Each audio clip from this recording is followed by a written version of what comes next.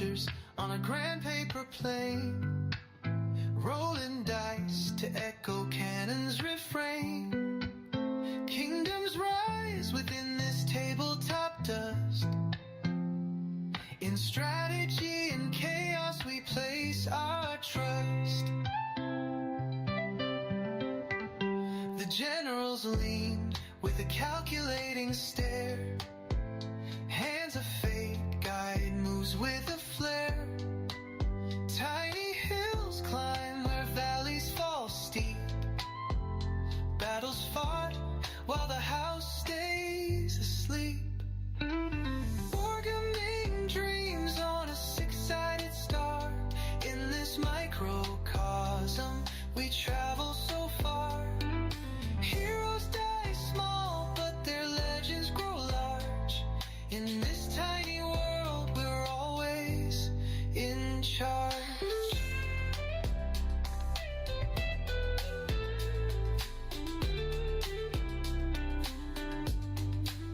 Painted commanders in coats of bold hue patrol the terrain in colors so true.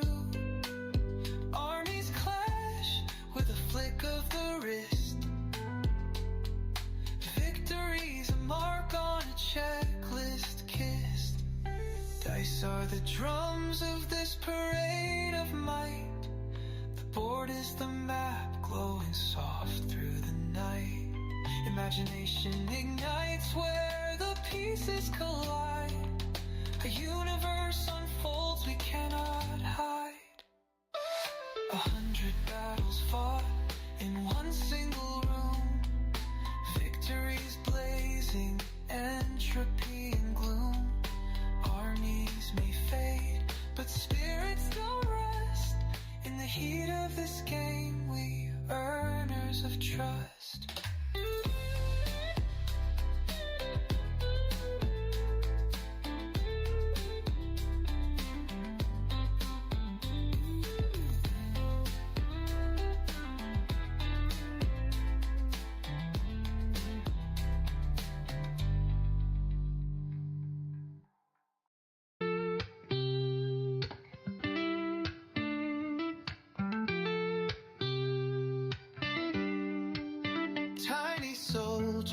On a grand paper plane, rolling dice to echo cannon's refrain. Kingdoms rise within this tabletop dust. In strategy and chaos we place our trust. The generals lean with a calculating stare. Hands of fate guide moves with a flare. Tiny hills climb where valleys fall steep. Battles fought while the house stays asleep.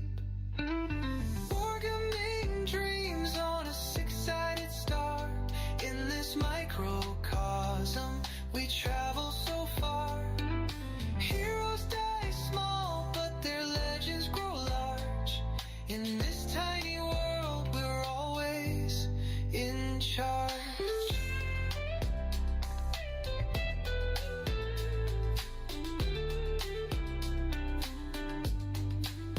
Painted commanders in coats of bold hue patrol the terrain in colors so true. Armies clash with a flick of the wrist. Victory's a mark on a checklist kissed. Dice are the drums of this parade of might. The board is the map glowing soft through the night. Imagination ignites where the pieces collide. A universe unfolds we cannot hide. 100 battles fought in one single room. Victories blazing, entropy and gloom. Armies may fade, but spirits don't rest. In the heat of this game we earners of trust.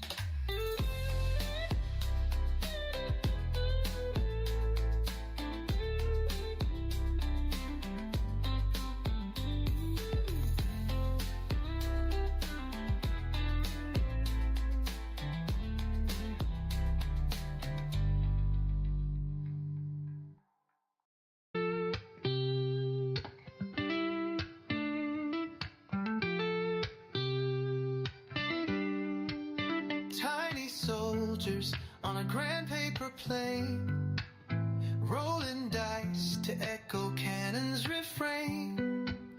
Kingdoms rise within this tabletop dust.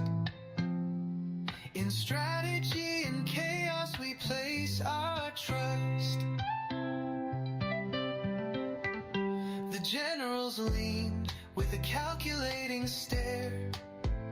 Hands of fate guide moves with a flare.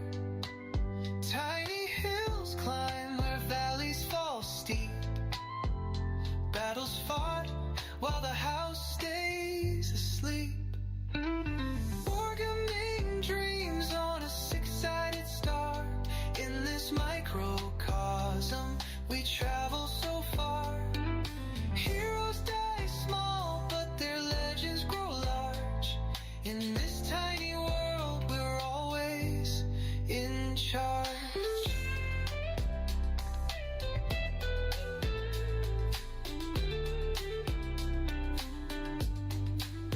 Painted commanders in coats of bold hue patrol the terrain in colors so true.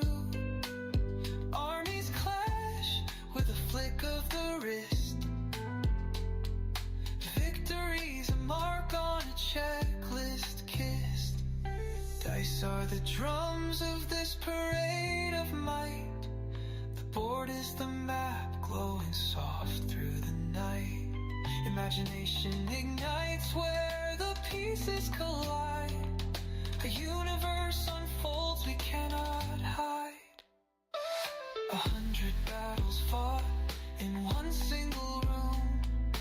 Victories blazing, entropy and gloom. Armies may fade, but spirits don't rest. In the heat of this game, we earners of trust.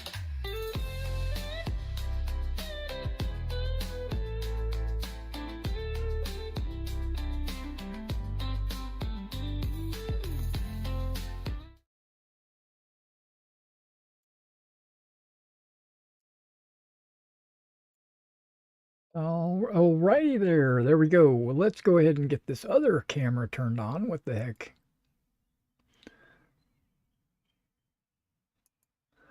Oh, it's on. It's just turned off. Okay, got it. It was disabled, not turned off. Okay, well, hello again, everybody. This is Derek. And I am coming back with some Wargaming in miniature. We are barely ready to get started.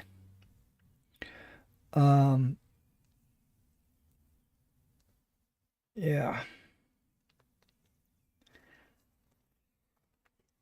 I already know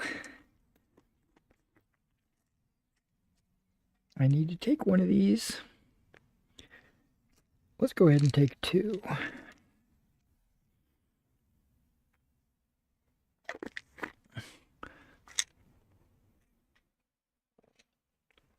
And I've got some Lipton black tea made.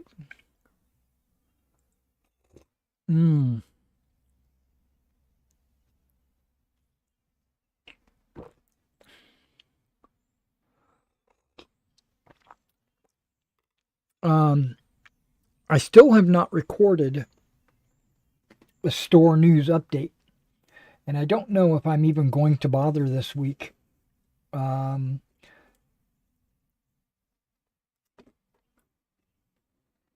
Because I've got 3 other videos that I still need to edit. Namely, the castle open boxes, or the castle, what do I call them? What's in the box? All right, so today what we're going to do is I'm going to paint, or continue painting, my Cuirassier, which I'm super close to completing, and I want to go ahead and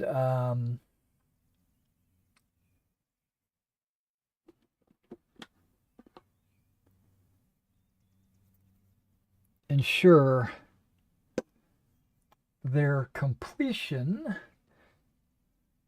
Wait, is there a blue hide behind this? No. Where is my other bright? Oh, there it is. There's the other blue. Okay. And while we're kind of getting set up and ready to rock and roll, let me go ahead and pull up my color plates so that I can reference them.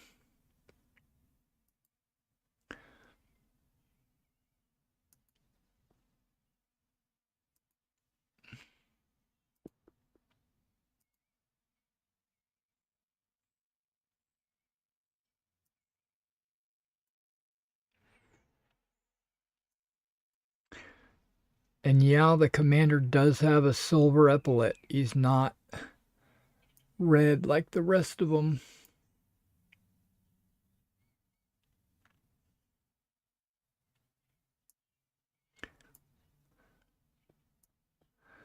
Okay. And his sword sheath is actually black where the rest of them are metallic. Okay. Well, that's kind of what I wanted to work on today a little bit, was the metal choices for their breastplate. But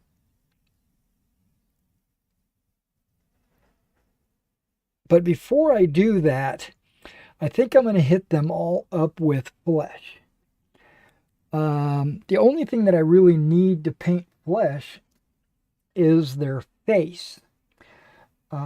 Everything else, the back of their neck and their hands, are all covered. Now this neutral flesh is what I've grown to be my absolute default. Love this color. But I did get in a color that I ordered a couple of weeks ago, and it did come in. It was called pink beige or something like that.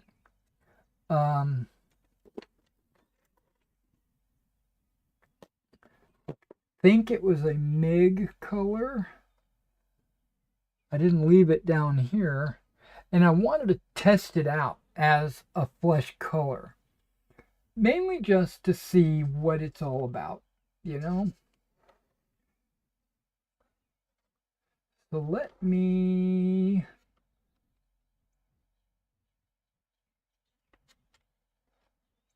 find it.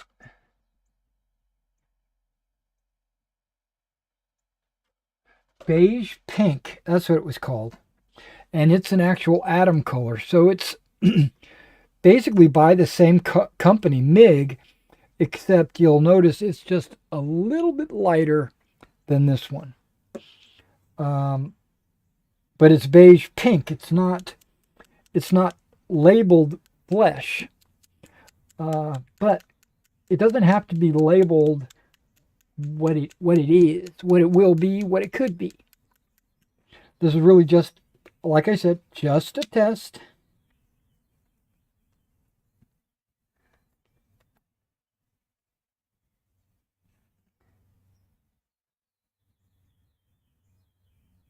I'm not going to dilute it or anything like that. I'm just going to paint straight from the bottle.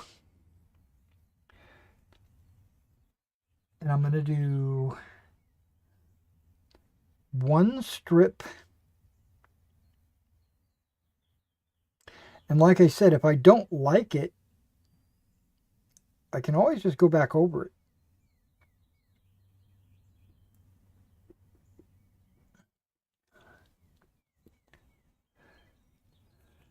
So far, so good.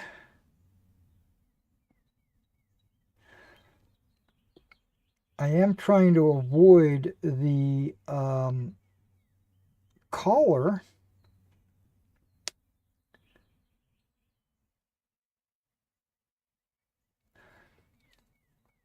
because I don't want to paint the collar, doy.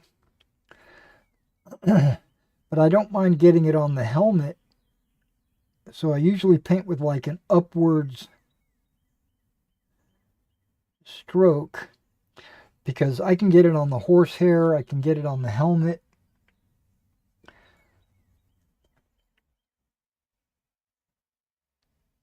That's okay, because I still have to go back in and paint those.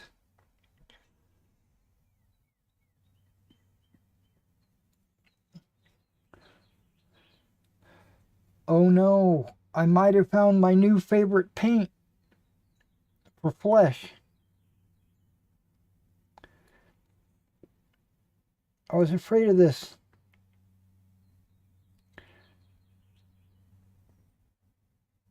Because I thought I had settled on the medium,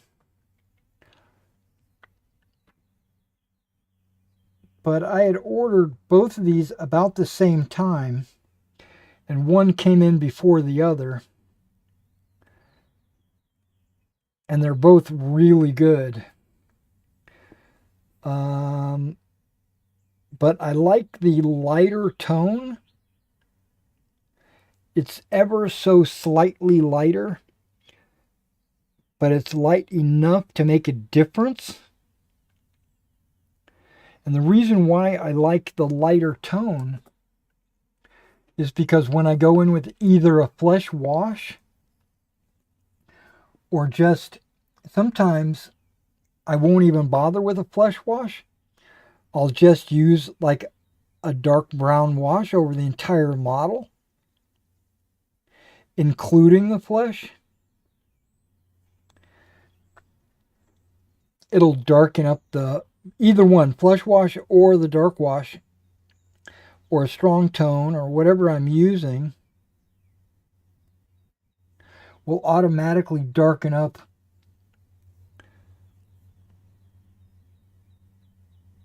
all the colors,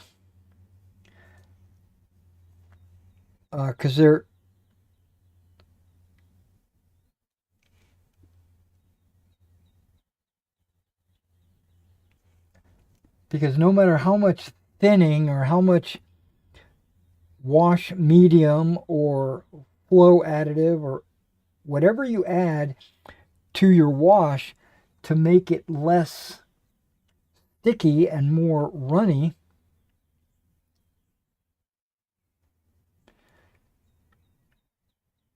it will still leave something behind on your colors.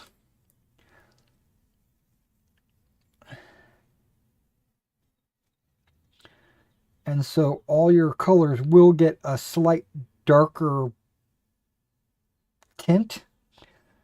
I call that bringing it down, darkening it up, brings down the brightness or the color.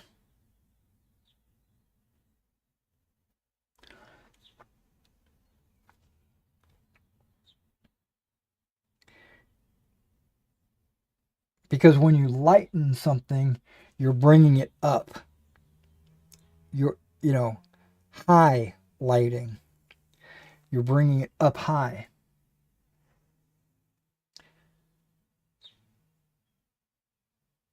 I don't have a color wheel. I have a color line.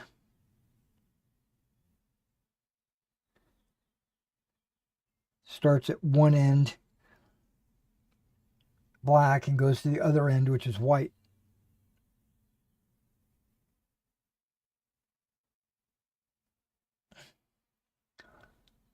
And it's in my head. I don't actually have a color line.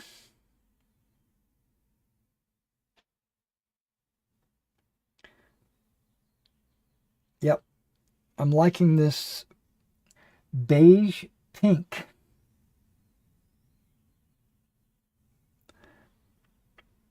As a flesh tone. It's not advertised as a flesh tone, I just got a little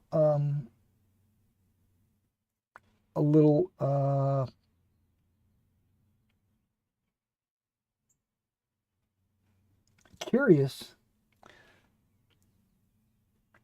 a little what's the word I'm looking for? Like something just told me that this would work good as a flesh tone. I saw some color swatches and I said, hey, that looks like the perfect flesh tone.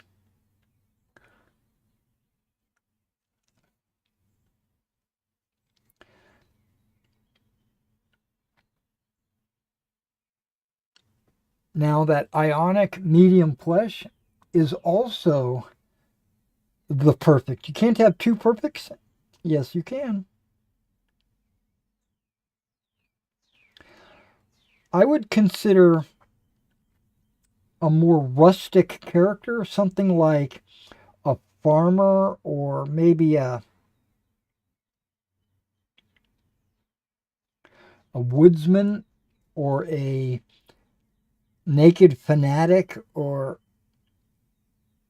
some kind of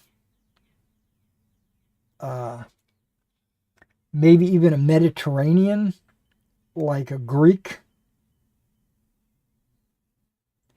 would use that other darker flesh tone. But these guys are French Napoleonic cavalrymen.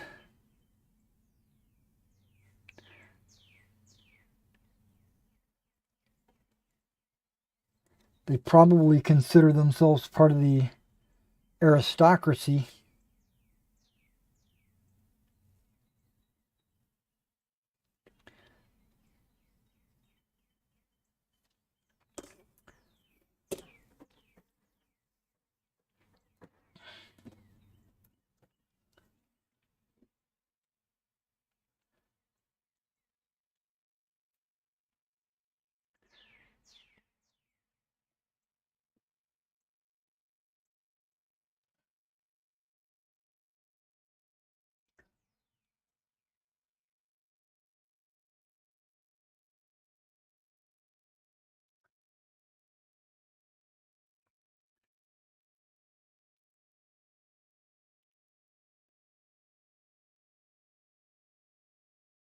A lot of times, depending on the model and how I plan to go about painting it, flesh is usually early on my list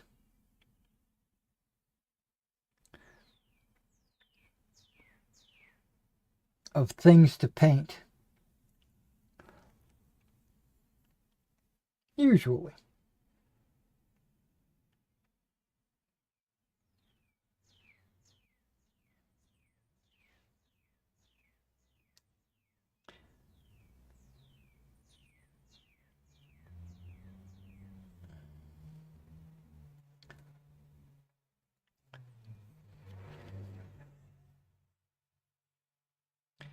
And one thing about priming brown, um, flesh goes on top of brown really well, but it also highlights. So, like if you leave the eyes sunken and not painted, it's okay because that brown actually could be the shadow or the darkening of the eyes.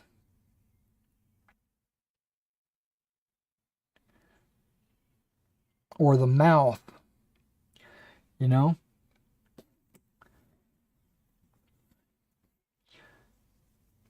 So brown is actually a really good base coat for flesh. Hell, I'm just going to say it. Brown is like the perfect base coat for every color.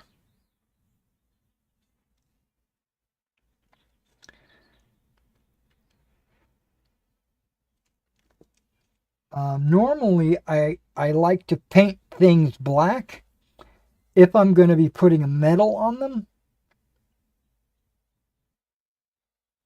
like a sword or a breastplate or suits of armor or metal helmets or anything that I'm painting like a silver or a gunmetal or something like that. I would normally prepare that surface with a black um, because I used to prime a lot with white. White used to be a very popular primer in my workbench. And I still will prime certain models with white.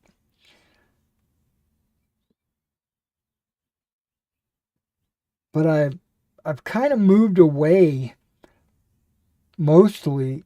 I moved away from white and I prime a lot of things with gray or black.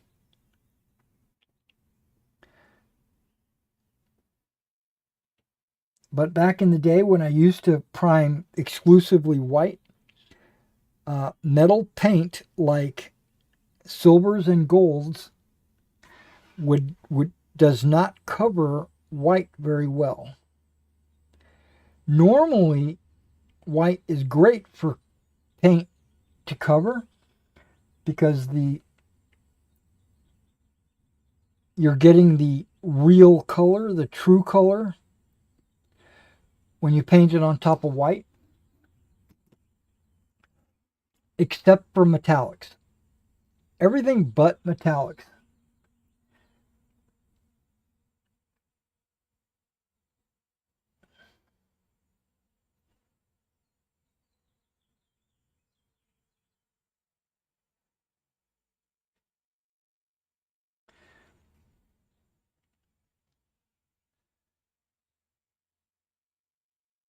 Okay, that one drop of flesh that I was only going to test with wound up not covering all 24 models.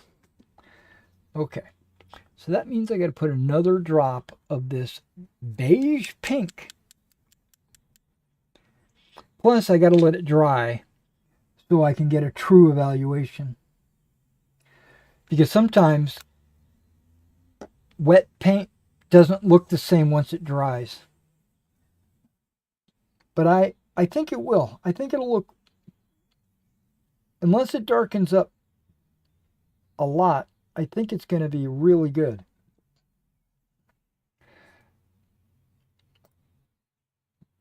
But going forward, back to the white primer, going forward, I started doing grays and blacks. I prime black because it saves time with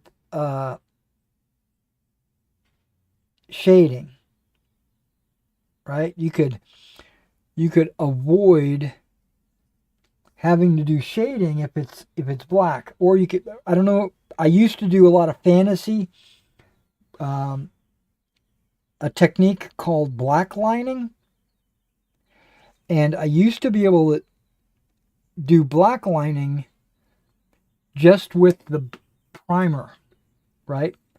So, like as an example, I would have a American War of Independence soldier, and I would prime him black, and then when I go to paint the soldier, I would paint what's called an out to in. So I would actually paint the straps before I painted the jacket. It was an out to in technique. And then so I paint the strap like white, let's say. And then when I go to paint the jacket, I would paint the jacket, but then I would only paint it up to right next to the strap, leaving a little bit of a black exposed, and it automatically created what's called a black line. And on figurines, that's been pretty much, that's an old school technique.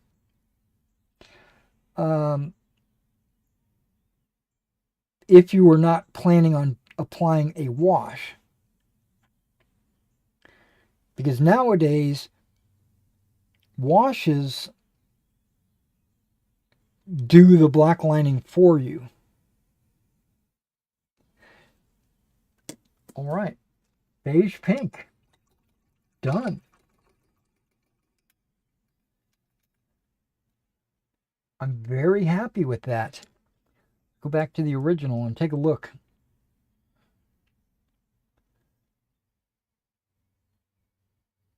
It looks like it's drying up pretty good. It looks really good.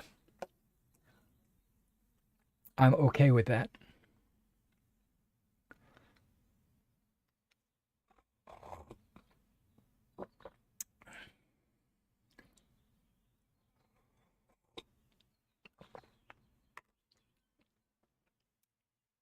Okay, now the helmets, I am going to paint black. Or maybe not. Maybe I'm not. Maybe I'm going to paint a metal and then black, because they've got this band around their helmet that's black. But also actually, I don't know. The visor might not be black. Now that I think about it, the visor might be metal.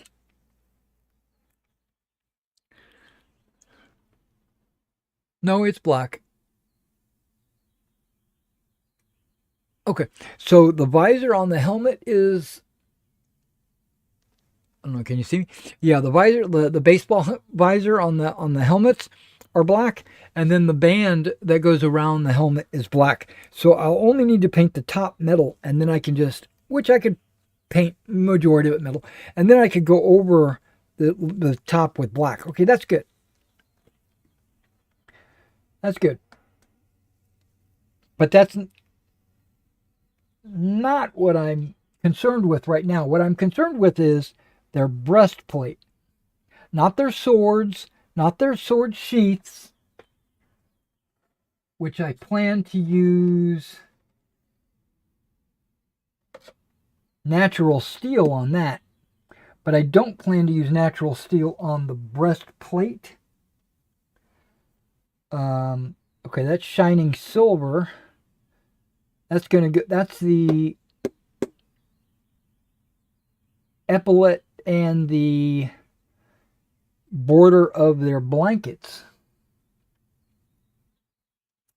These are the three metallics that I have considered. So let's start with the newest color, which is chainmail silver. Hi-oh, silver. Chainmail silver.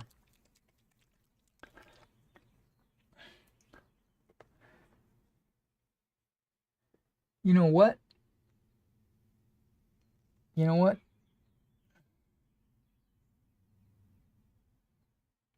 I don't want to put it on a figure.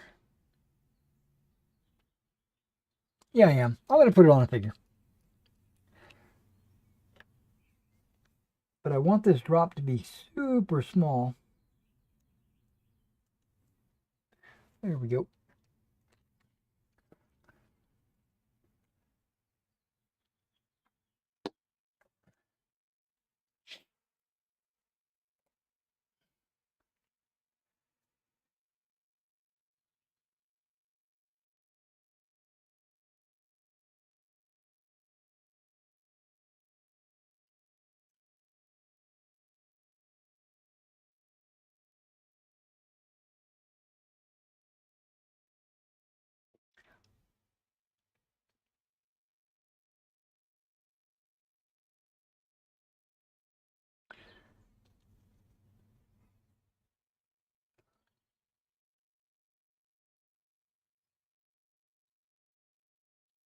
Okay, looking at it, it doesn't look bad.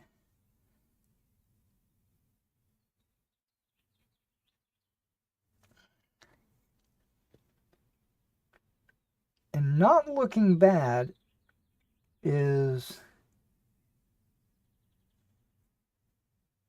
kind of a failure. That's kind of a cope. It's got to be better than okay. Does that make sense? It's got to be good. If it's only okay, it's not good enough.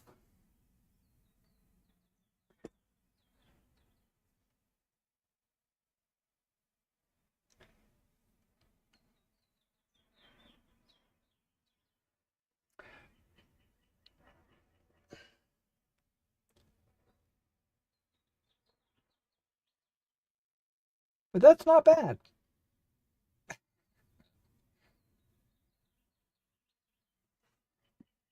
It's not bad at all, actually.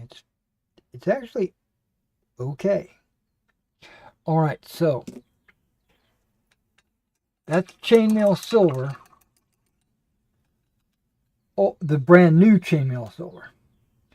Now I've got old chainmail silver, one that I've had for years.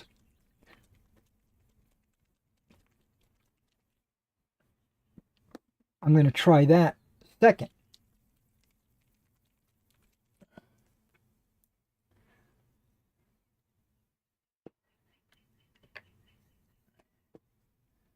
Just a small little drop.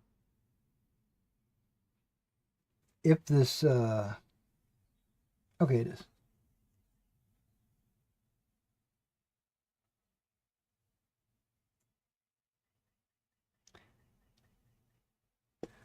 Maybe not.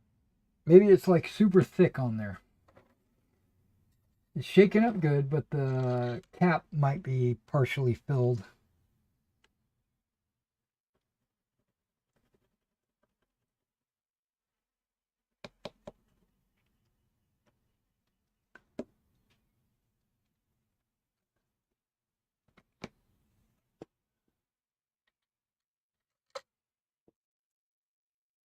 Okay, let's reshake that up.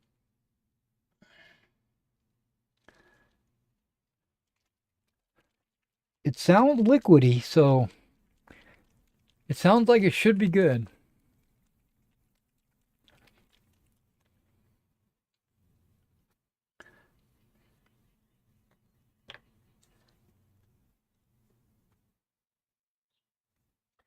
Okay, that's a small drop. And it does feel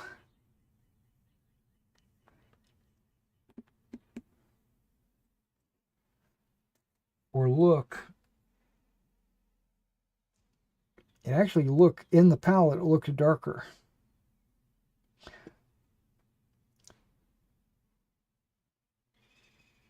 But on the figure, it looks pretty good.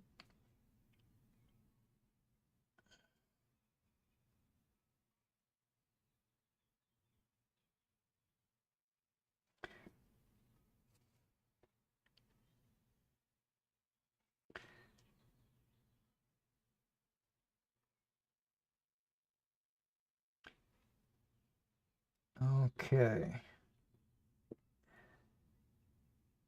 Yeah, it looks duller.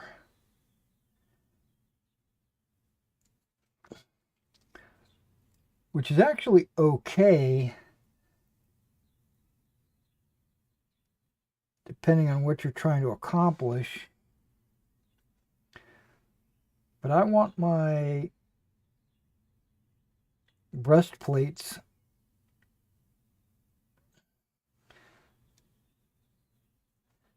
to kind of look like they came out of a medieval museum. Yeah, I don't think I'm going to be using this color.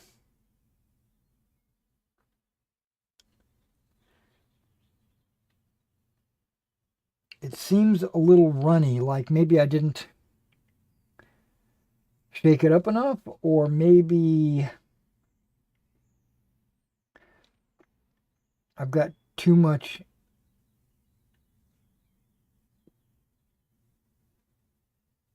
medium inside there.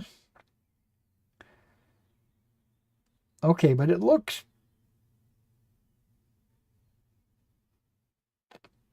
almost the same. Maybe it's because it's thin and that brown is coming through.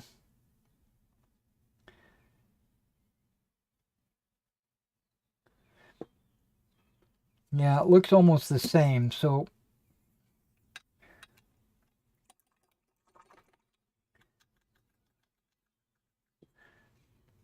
and the last color, which is the one I use quite a bit for when it comes to plate mail type armor, is this color called plate mail metal. I mean, it's actually named plate mail.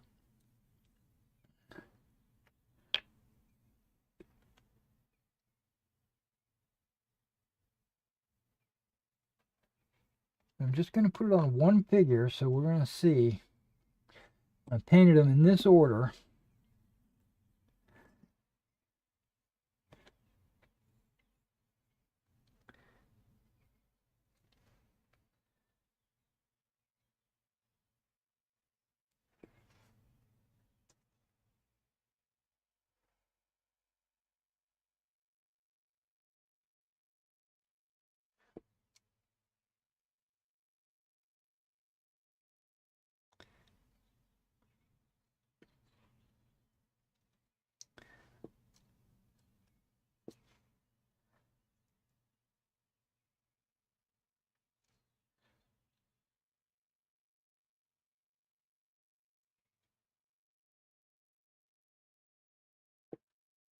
Okay, that's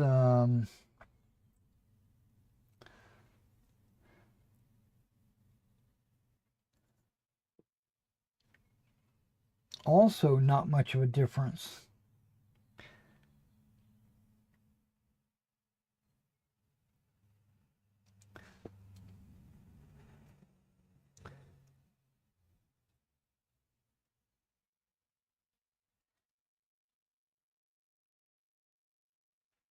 Yeah, chainmail silver from Vallejo is very similar to plate mail from Army Painter.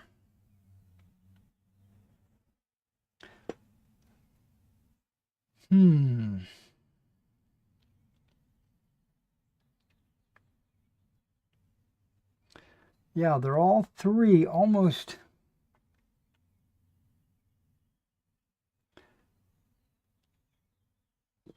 identical.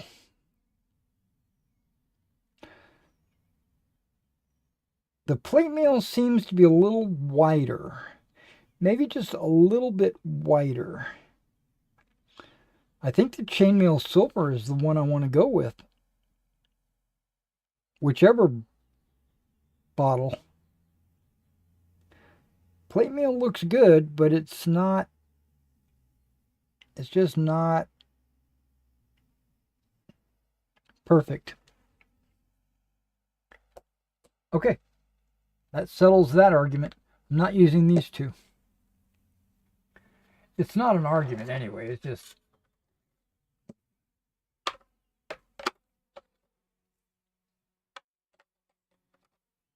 trying to figure which is the best.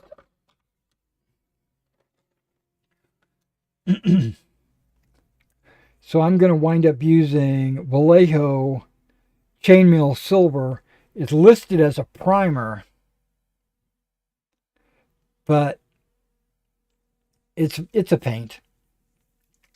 Paint and primer. You know how they label those things. Okay, the flushes are done. I don't know why I still have them out. Okay.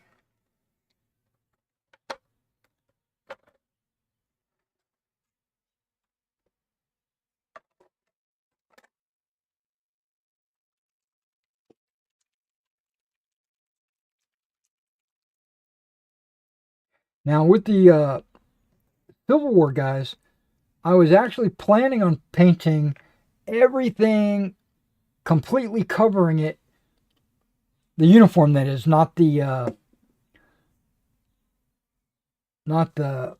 head or the hat or the boots or anything like that.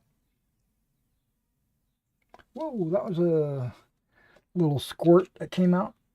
A little squirt. So that should definitely be enough to cover all the breastplates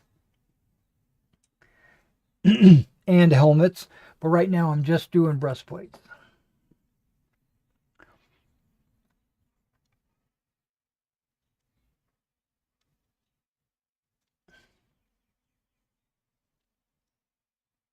And back plates.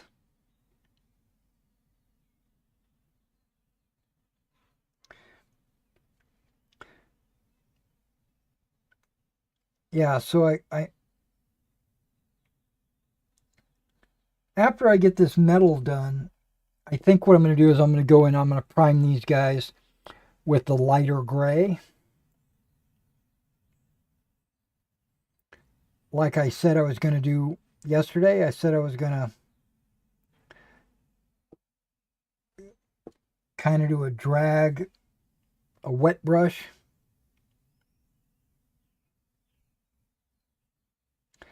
It's kind of like a dry brush, but a little bit wetter. Because normally with a dry brush, you'll wet your paintbrush and then you'll wipe almost all the paint off onto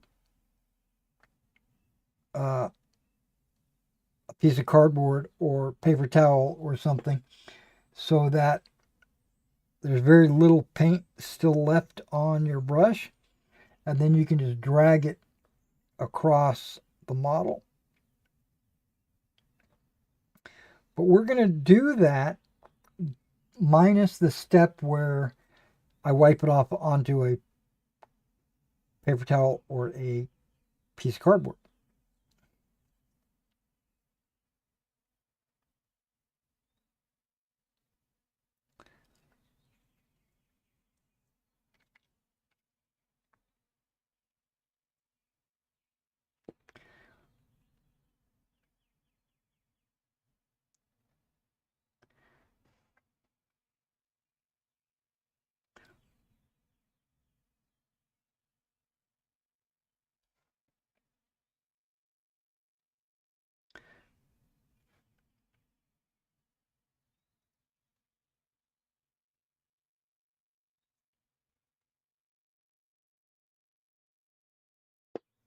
And that's going to be to kind of lighten the mood for the figures, but it's also going to patch up those ends where they got cut off the sprue. Because I actually spray primed them while they were still on the sprue. I've learned my lesson. I'm not going to do that again. I'm going to cut them off their sprue and put them on the sticks before I do any kind of priming.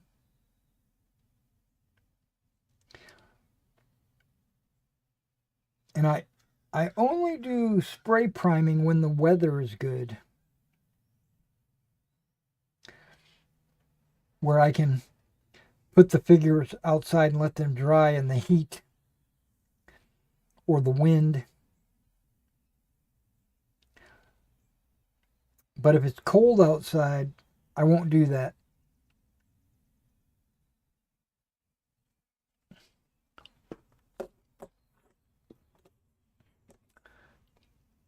Because primer just won't dry properly.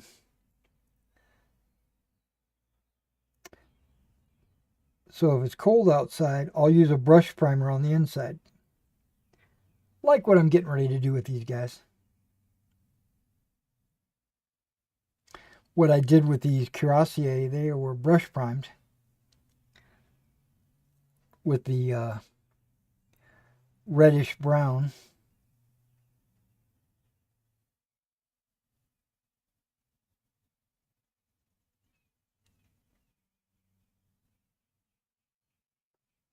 But I've found that light colors like yellows and reds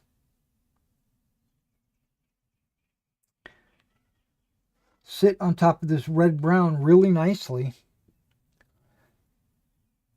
And dark colors like grays and olive drabs and stuff like that fit on it very well as well.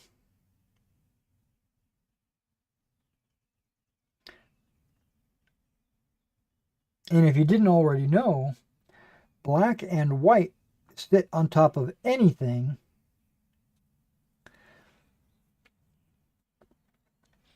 And metals, for some reason, don't like sitting on top of white.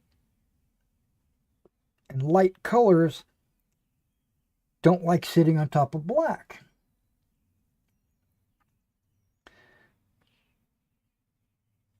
So as a compromise, I started painting gray,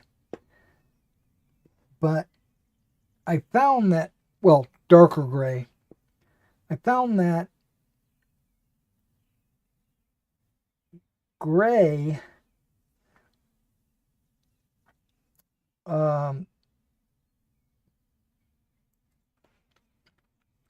trying to get the best of both worlds actually got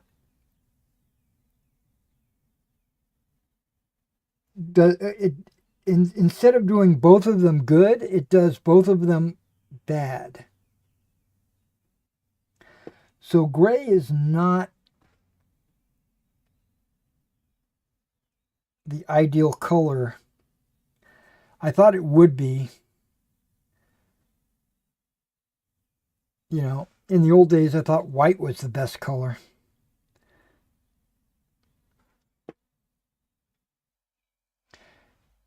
And then I switched to black for good reasons. But some bright colors like yellows and reds don't like sitting on top of black. You have to do multiple coats.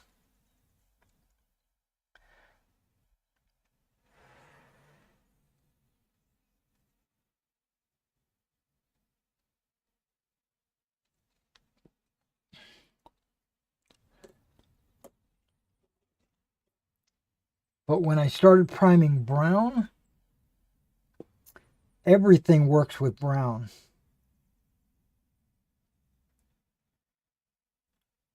I can literally put colors. I can put metallics.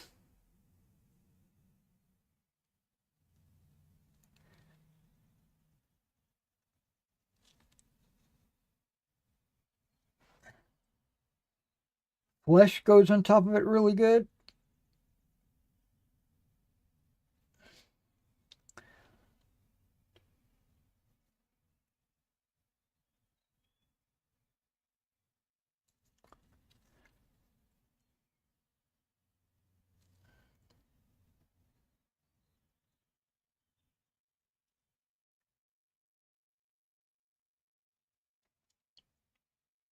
I highly recommend priming brown.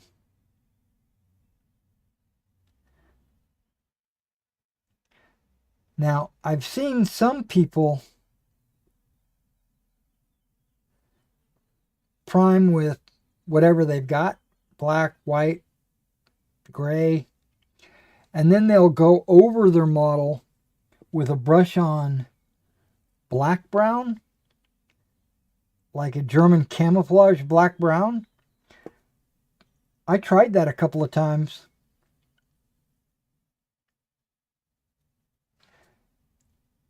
It's slightly better than black, but it's still too dark.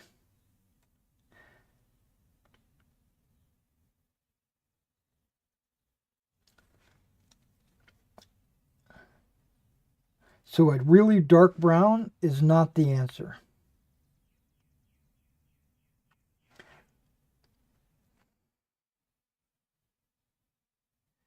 And then I saw Vallejo had this brush on primer called red brown. It's actually German camouflage red brown or something like that. It's actually German red brown.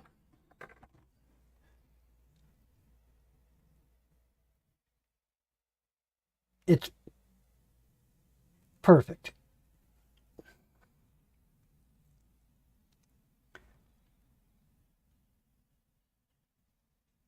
Well, it's not perfect. It's close to perfect. What would make it perfect would be if it was just brown and not red brown. Then I would say it was perfect.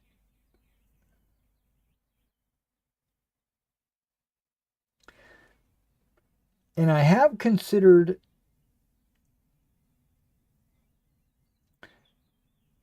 painting the models brown after I prime them, but that seems like just an unnecessary extra step, so I don't do it.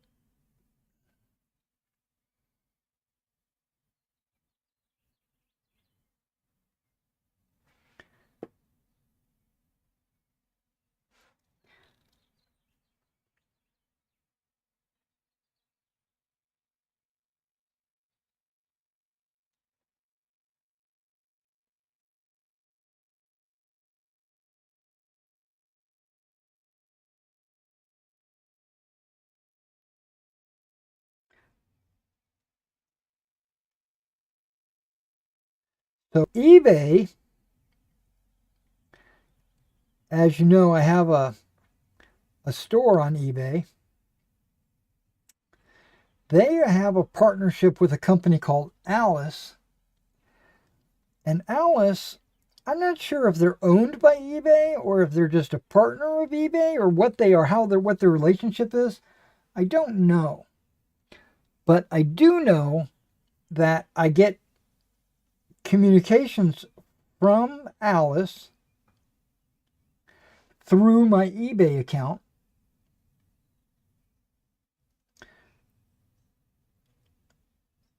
Because I have a store on eBay.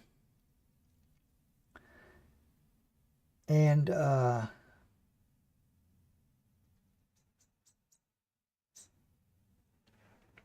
they sent me a message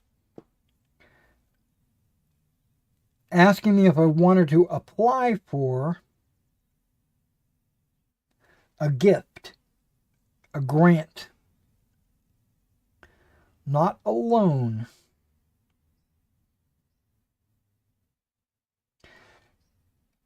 They want to grant, or they're going to grant, I don't know how many, but some eBay sellers money to improve their eBay stores.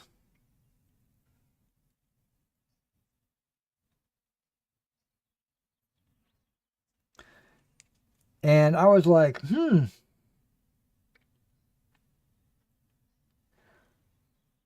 what would I do with this? Well, I would spend it on inventory. I would increase my inventory.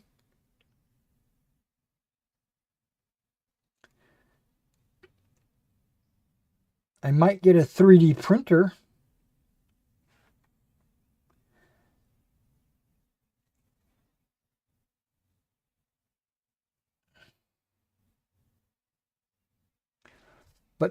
But primarily, I told them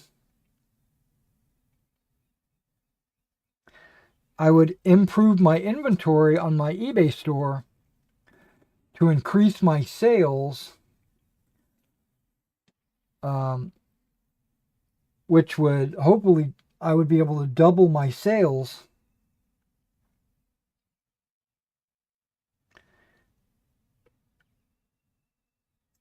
You know, if I'm able to double my inventory, hopefully my sales would double.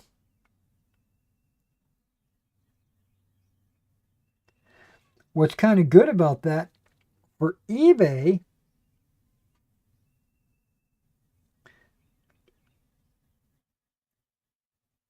they get um, they get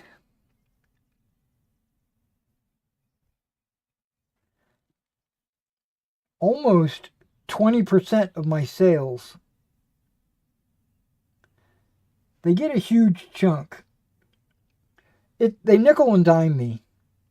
It doesn't sound like a very big amount. Like they go, well, we got this seller fee that we charge you. And then there's another fee based on the amount that it sells for. And then another fee to have a store on eBay. So basically, with all, and then depending on how many listings you do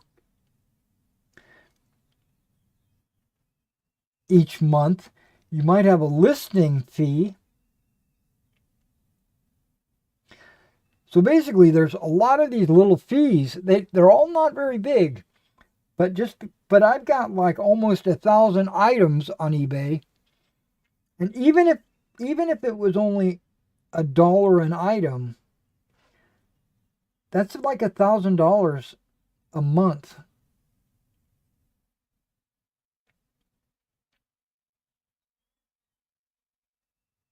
But it actually winds up to be about 20% of each of my sales. I've done the math.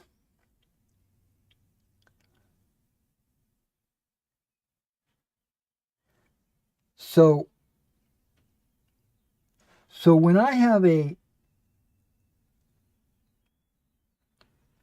actual sale on the store of, like, let's say 30% off, like I did last month, you can kind of estimate that I'm losing about 50% of my sale. 20% of it going to eBay and 30% of it going to the discount.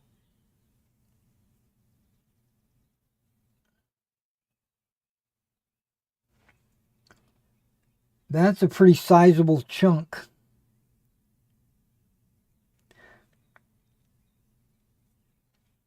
And then if I offer free shipping,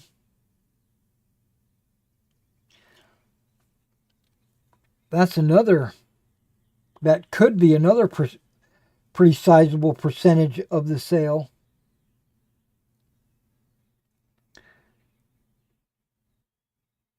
I don't offer free shipping. On everything. I only offer it on sales of $50 or more.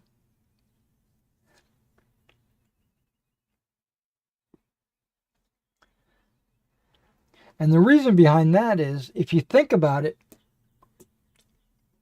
just bear with me here. I've got flags that I sell, right? And I sell them for like $5. Let's just say. Actually, I got them marked down right now. But just imagine I had them for $5. And imagine I offered free shipping.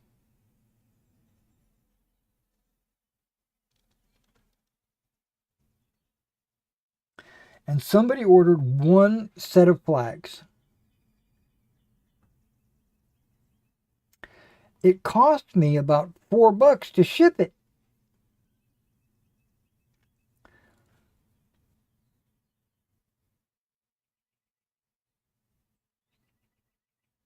And remember, eBay is getting about 20% of the sale.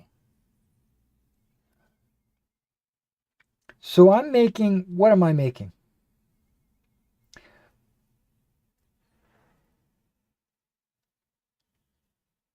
Off of a $5 flag,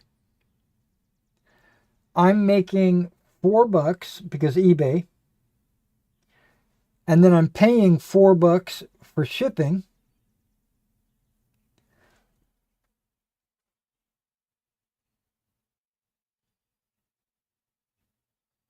So I just made $0. on something that I had to buy originally.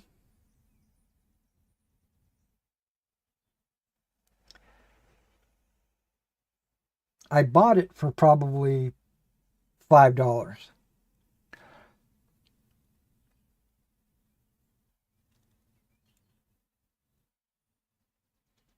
So I can't offer free shipping on everything.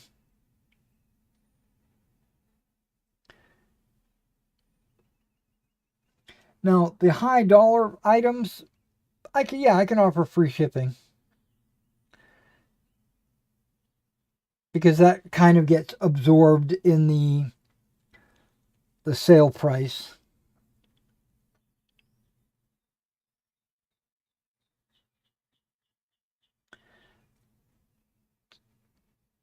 And I pretty much figured out that I can offer free shipping if the purchase is $50 or more.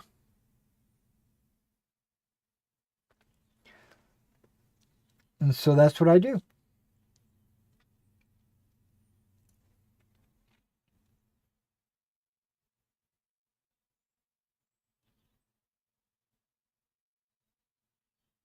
But yeah, this company Alice, I've already put the application in. I put it in last year as well because I guess they do it once a year. And they evaluate the applications um, in June. And so they'll take a look at them in June and then make a decision on who gets this grant and who doesn't. I don't think I'm going to get the grant. I don't think my store makes enough money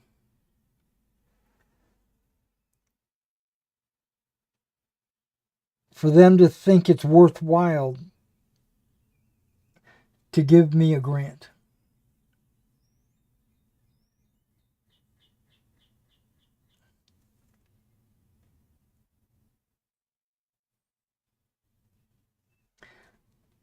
If my store made, I don't know, 20,000 and this increased inventory that I would spend the money on might legitimately move it up to 40,000, double the revenue. I don't think they, I mean, I'm just guessing, but I don't think they think that 40,000 is enough to make it worth their while.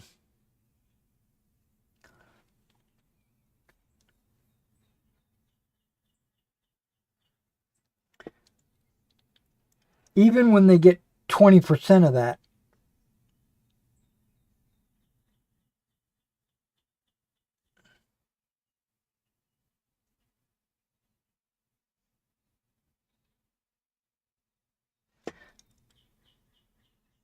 So they would get about 8,000 as a return. Yeah, I don't think it's worth. It might be worth it, but how many companies sell on eBay? How many of them could benefit from this grant? How many people are applying? The odds are against me.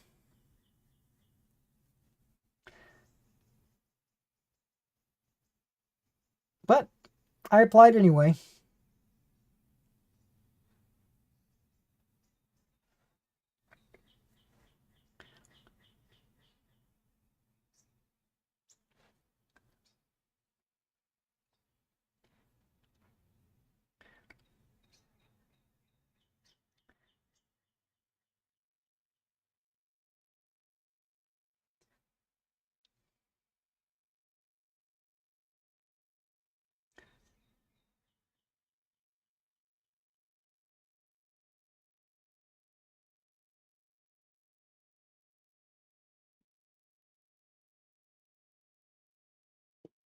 Okay, that was the last one. Sweet. Now I'm going to do helmets.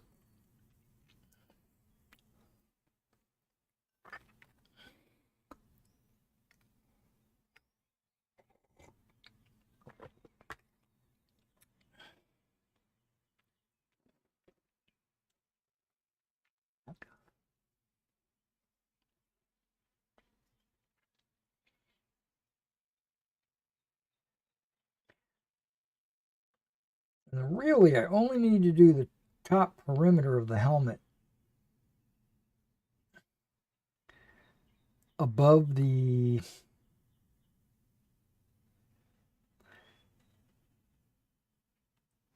skin or felt or whatever it is that they use to wrap the helmet.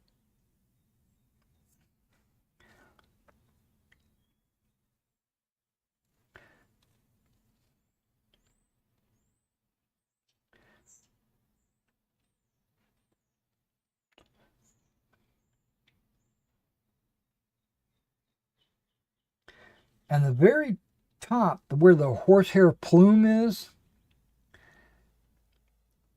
the frame that holds that is like brass. So it's even a different color. But you might not see that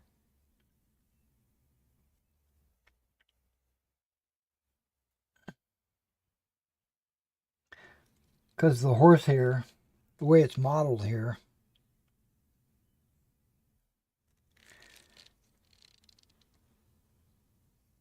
you're probably not going to see that.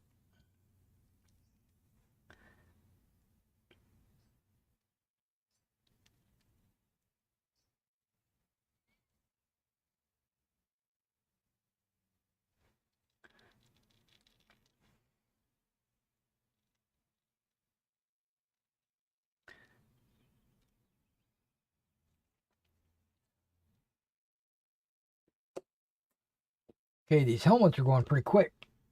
That's good.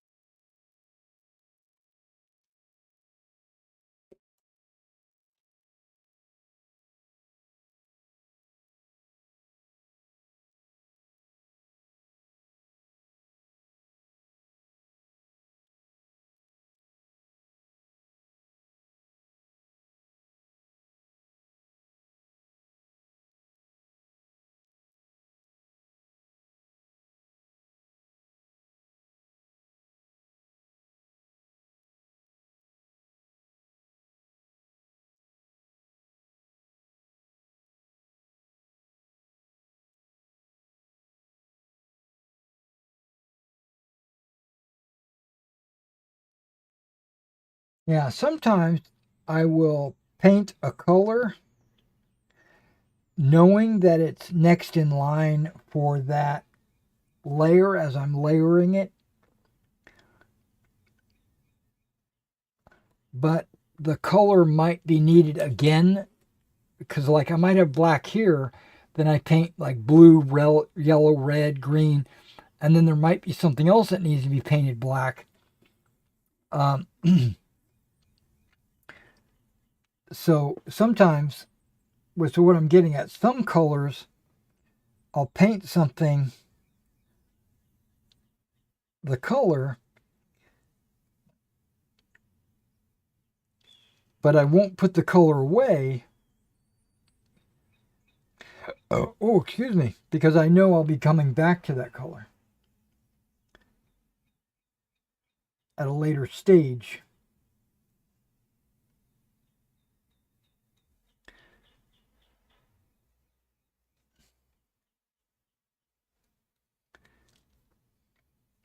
Wait, what? Okay.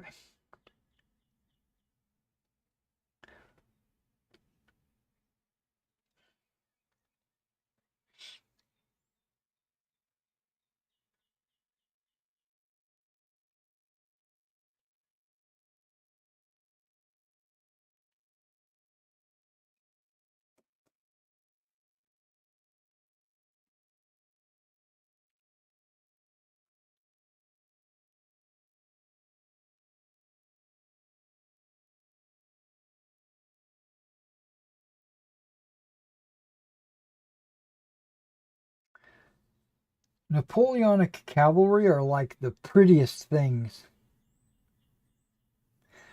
They usually have some weird colors and they're really bright and very regal. Like, especially hussars.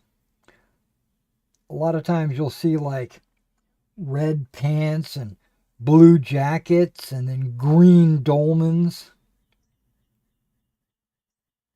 And then the fur on the jackets are like white or black or gray or and and then their saddle blankets are very colorful and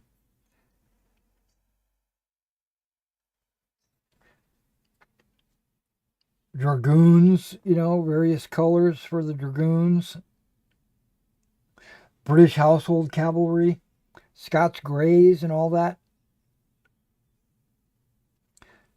There's cavalry is such a variety. Unlike the infantry is all pretty much, this is what they are. They all look the same. They might have different facing colors.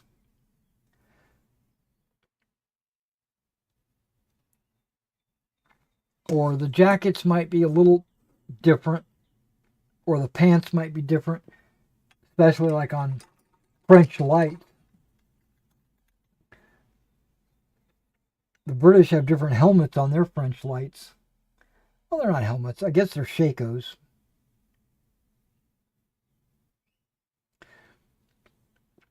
I've actually thought about buying a shako and wearing it when I run a Napoleonic game at a convention.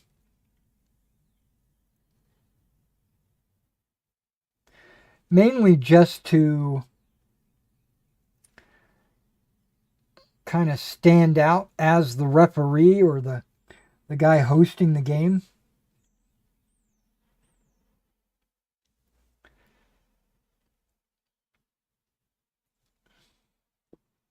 Okay, that's all the helmets. This color can be put away. I'm not coming back to it.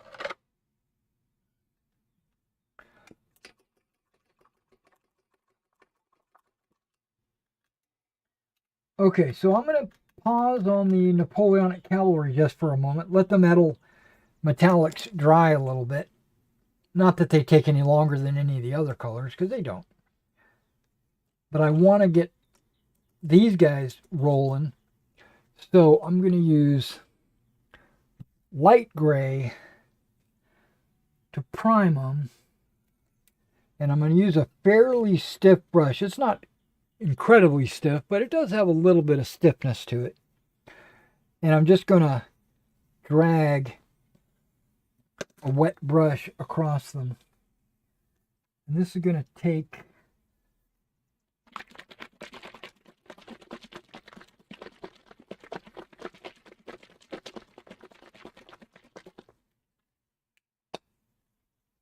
a little bit of a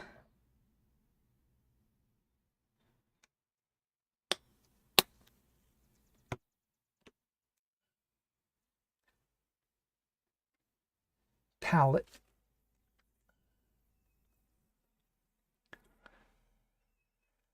Now again, primarily I'm just hitting the edges. And then if you can see this, which you probably can't, whoa. I didn't realize I'd left that on there, but that's okay. I'm just going to take it and go, just drag it across.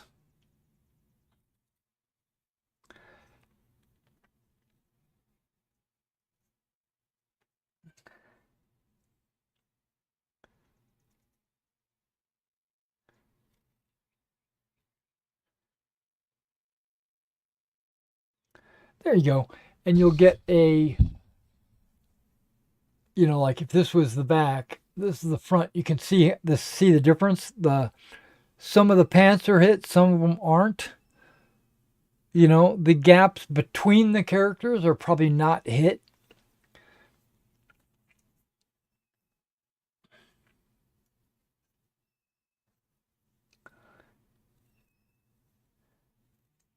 The straps, the back of the straps and stuff like that are raised. That's all hit.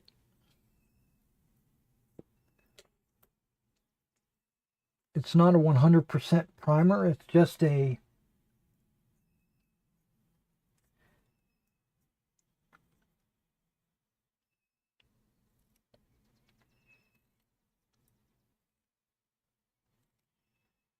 just to lighten it up a little bit. Make sure I get those end pieces.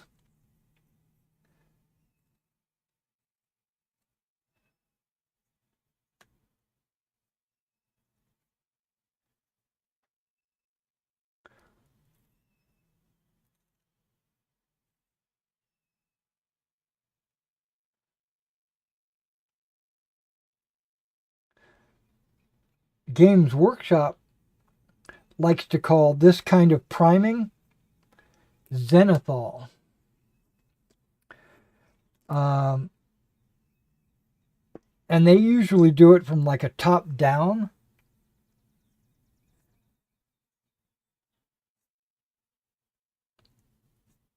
But zenithal is actually a made up word. It's not actually a word. There is something called zenith. And that's what it's a derivative of, is the zenith, which is the top.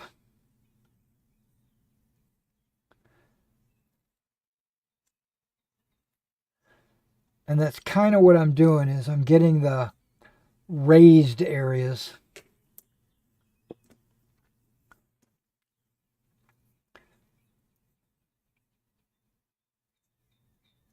But I try not to ever use the term zenithal, because that's a Games Workshop term.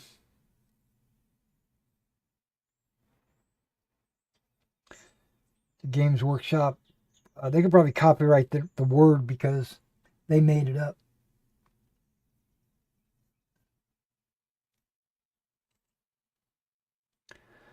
That guy's got a bent rifle.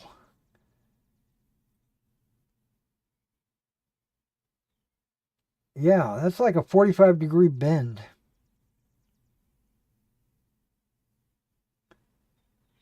I could probably apply a little bit of glue to stiffen it up and straighten it up. I could probably do that.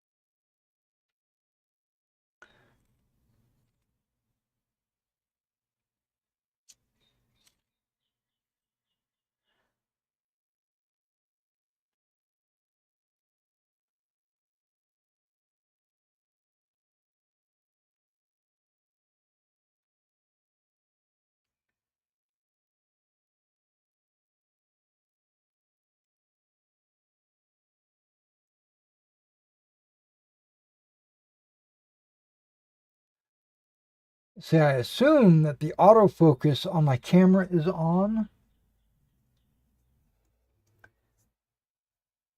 I can't really tell with the glasses that I'm using.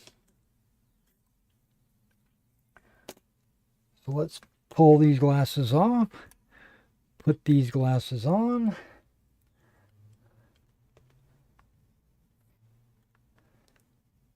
And see if you can, yeah, you can kind of see that it's a gray spray primer over everything, but then I'm just using this light gray to kind of hit the raised areas before I actually do any other painting. Because the undercoat color will affect, it does have an effect on the color you put on top of it. I mean, I just spent a half an hour talking about red-brown, so you understand. But because these guys are going to be either gray or duck blue or whatever, primarily, I think this light gray will be an okay, if not good, primer for them.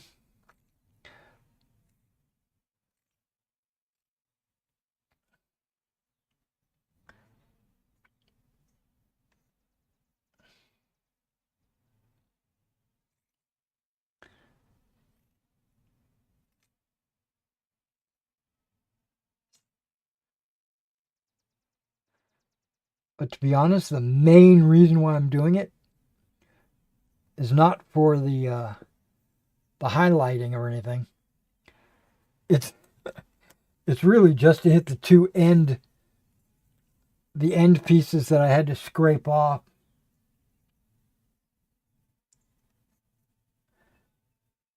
With the X-Acto.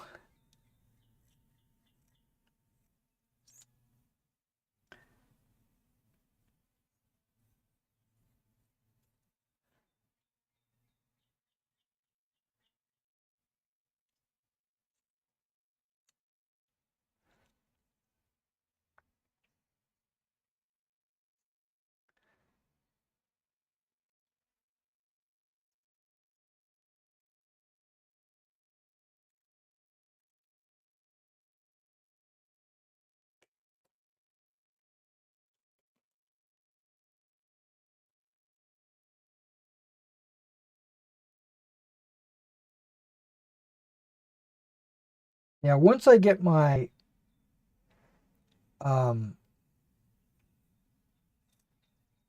Cuirassier done, I'm going to really dive into painting this commission in earnest. Like, I'll do nothing but.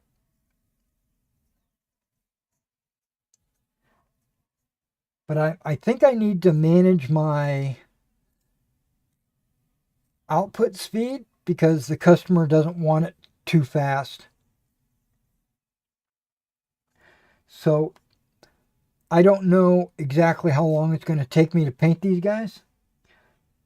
This is going to be an experiment for me because I've not painted any epic models in the past.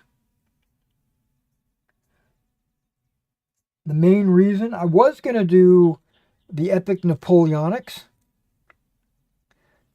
until I realized that they're not 15 millimeter. Now, the guys that have been reviewing the American War of Independence stuff has said those are closer to 15 millimeter. It's like they've had a scale creep. It's gone up.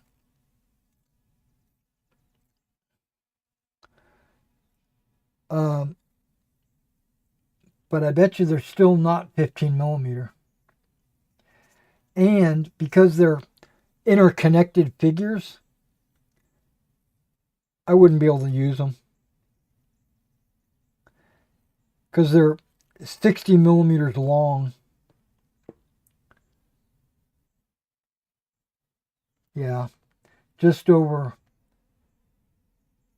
they're about 55 millimeters, something like that.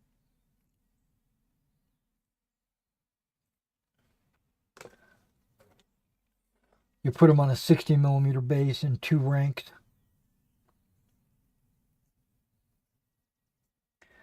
if there was a way for me to cut them in half, that would be great.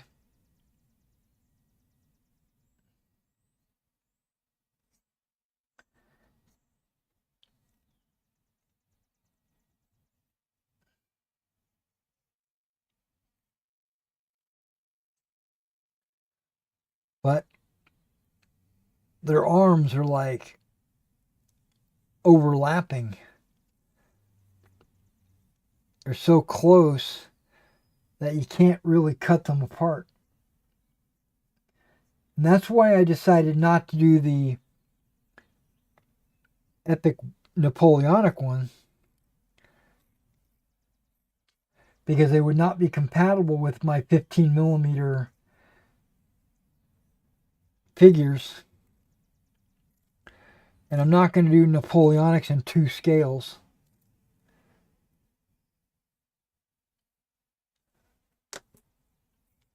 Okay. These guys are gray primed, and then they're light gray primed.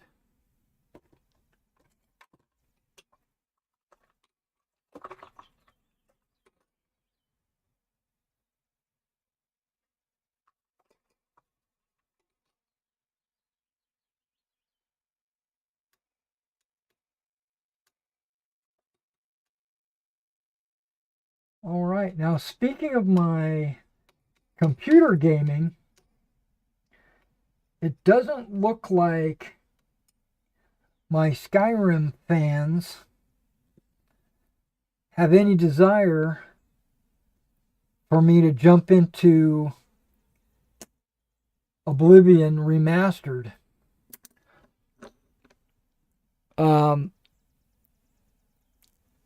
Not financially anyway, because there's not been not one super chat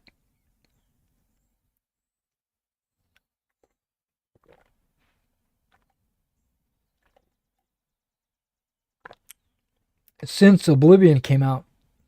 And I said, if you want me to do Oblivion, give me 30 super chats and any size, whatever, $2 and above, whatever. Give me 30 super chats, which would be $60 minimum for me to get the Oblivion Remastered. And then I would play it on stream. So if 30 different people gave me $2, I would do it. There's just not enough, there's just not any interest in me doing that. And if there's not going to be any interest,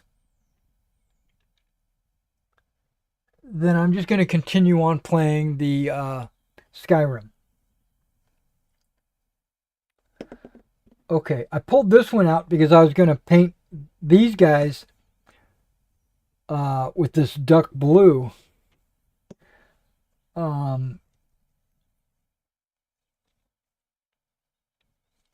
I don't know if duck blue is really the color I should be using. It might be uniform blue, but I've always thought that this color was the Civil War color. So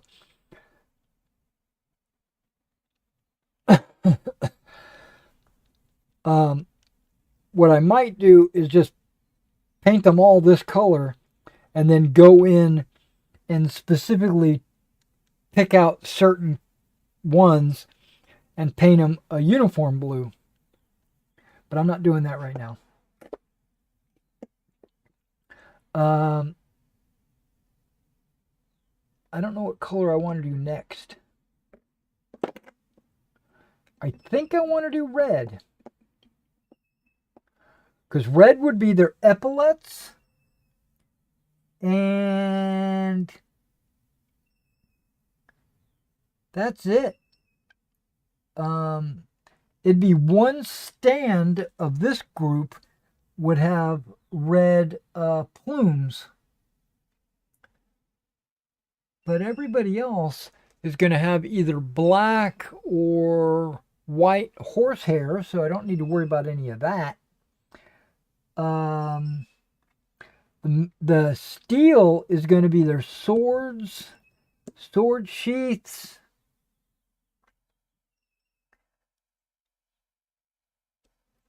and the officers' epaulets, the blankets. No, that's steel. The blankets are going to be the silver, along with the epaulets. What are these going to be? Swords and sword sheaths. That's it. Sword and sword sheaths.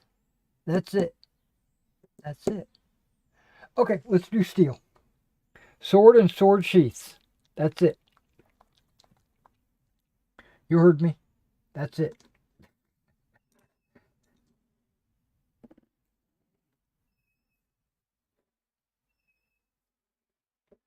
Okay.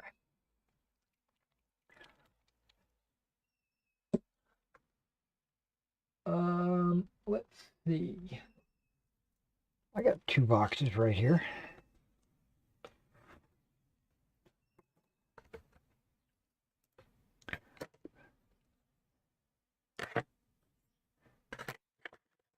That's going to be one regiment. I don't know which one it's going to be, but it's going to be Union of some kind. Same with this. I don't know which regiment, but it's going to be Union. He didn't tell me which regiments he wanted. He just said, surprise him. I'm going to base it on whatever flags he provided, because those are the only ethic flags I have are the ones that he provided me. And there's definitely a lot of them, so I don't need to really worry about that.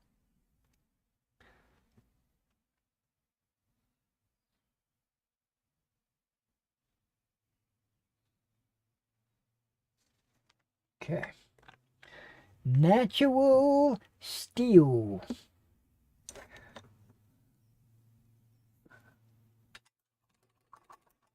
Okay, this brush is starting to get a little separated. I might have to retire it.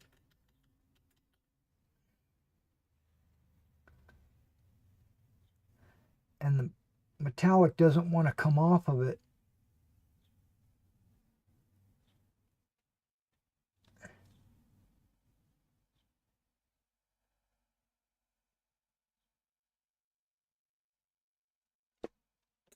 Okay, I'm going to retire that brush until it gets cleaned.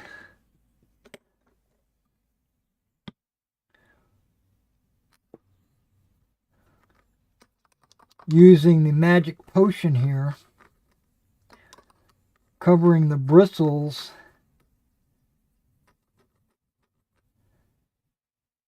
And it's pretty much already cleaned off all the metallic paint. Already it's gone. And there's the sharp. Nope, not all the metallic paint's gone. Okay, but what I'll do is I'll let it sit for an hour or two in the juices. I'll just leave the juices on the bristles to let it kind of eat into the paint. This is the Battalion 502 Magic Potion. I really like it. I really like it. Okay, and this is a sharp point. I don't think I need that for the swords or sword sheaths. The swords, they're the sword sheaths. I think I can get away with a 3-0. All of those should still have the blue on them from the magic gel for brushes.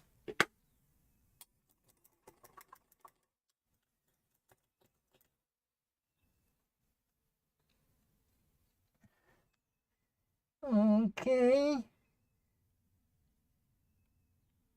Hopefully this one is going to work. It's separating as well.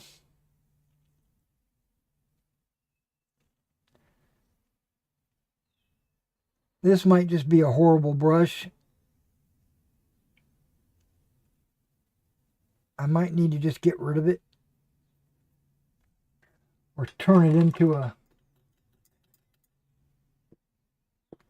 put it in there, which is my junk brushes. Well, that didn't hit. Stuck to my finger. Went, didn't go to the right place. Okay, so what do we got? Give me another alternative. I needed to be sharp enough, but not too sharp. Not, I mean, small. Ooh, what's this? That's also a 3.0. Got a little hair on the end of it.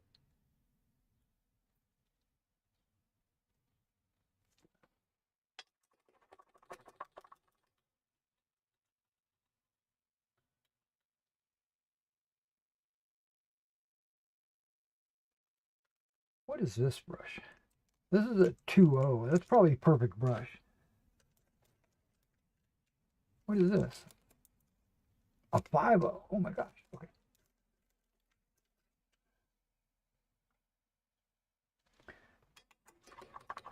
Did I clean this already? Okay. I guess I did.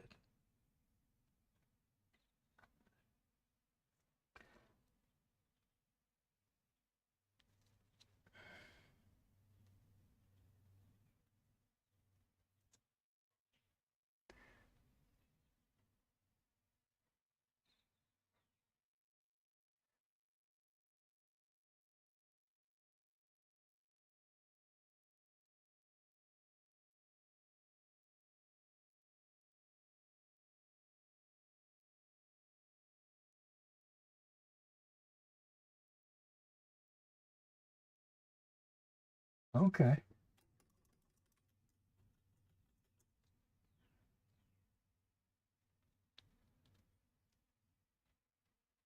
This one's separating as well. Now, I've had some of these brushes for years. And even though I try to clean them every month, sometimes you just can't do it. Even the gel makes them pointy, but then when you clean the gel off to actually paint it, it starts to fall apart. Oh wait, maybe I'm back to pointy again. We'll try it.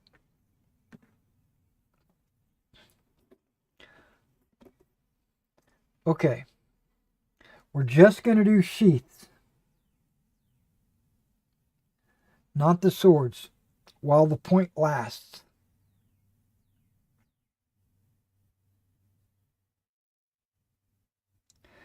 And remember, the officer is going to have a black sheath, so I'm going to avoid him.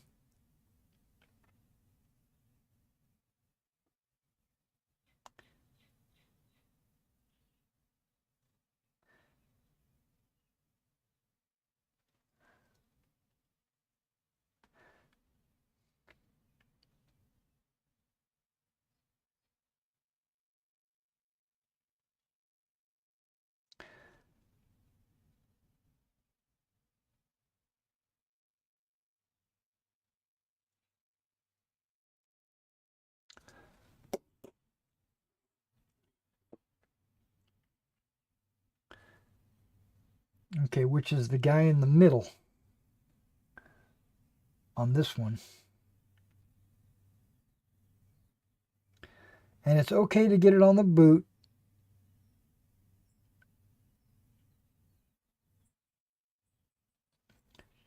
Why? I haven't painted the boot yet.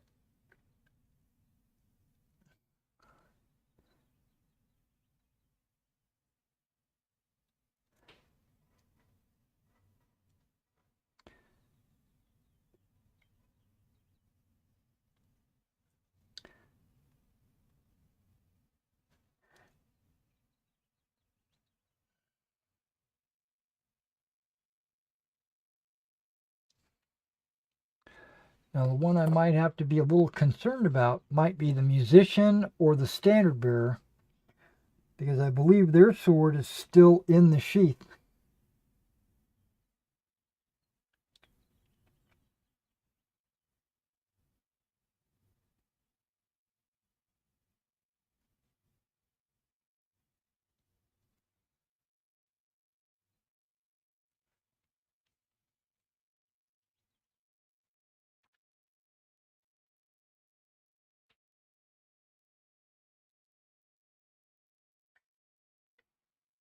Usually when I'm painting weapons, I'm usually really close to being finished.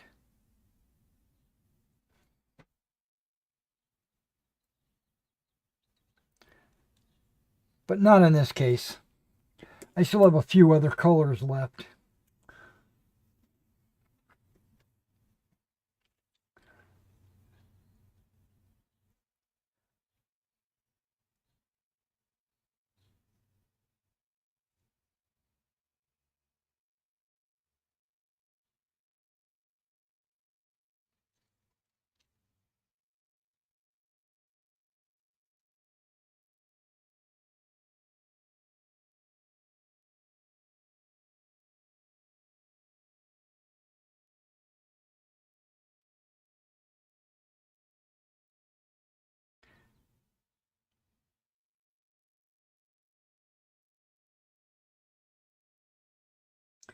Now I'm curious, do they have a brass quillions?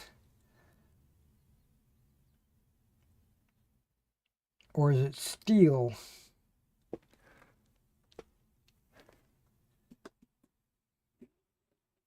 Well, I painted it steel, and if it winds up being brass, I can always just overpaint it.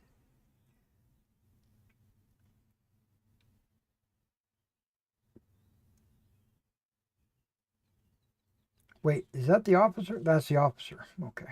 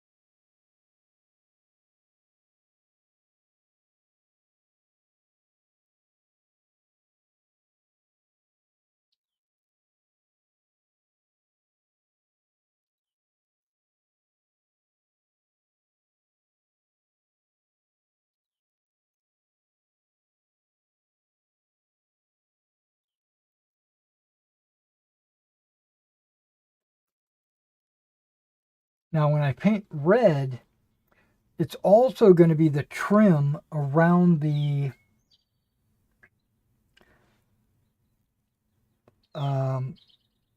breastplate. They've got this fabric around the edge to kind of make it comfortable and not cut the uniform.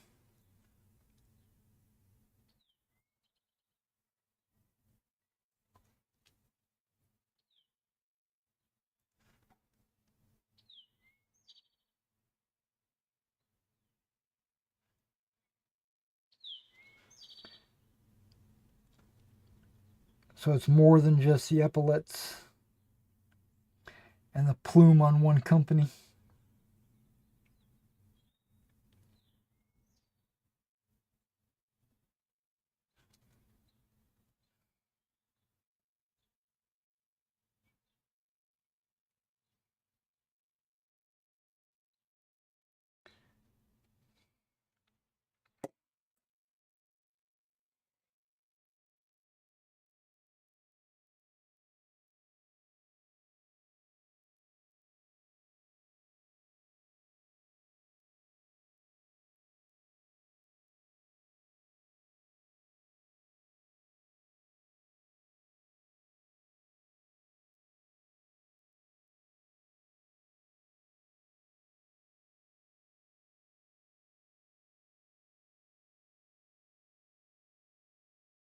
Oh, my stomach started to talk to me.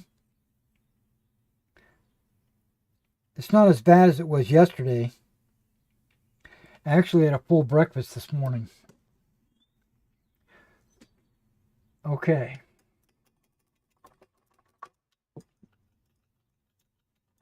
Now, before I do the weapons, which is next, I want to look to see what the Quillians. I'm kind of curious about. If they're not silver, then I don't need to paint. They look brass. Yep, they're brass.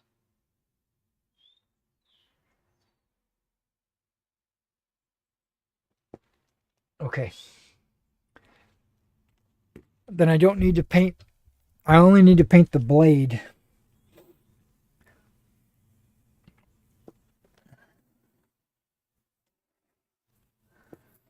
So let's get it. Get it done.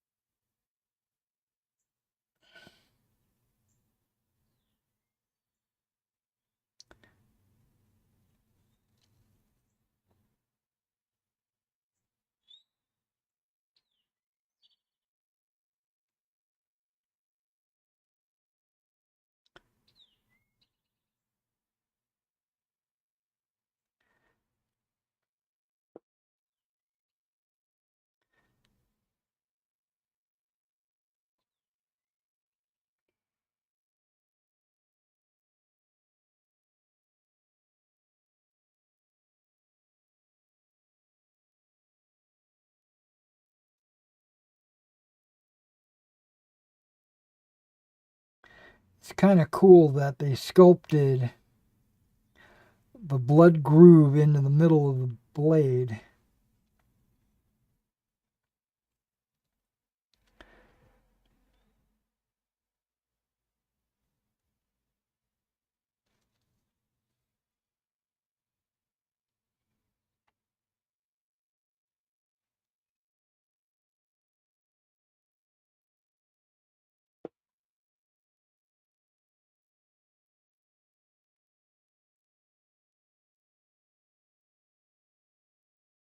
I don't know if you knew this, but I have a Napoleonic saber. It's actually a period saber. It's hundreds of years old.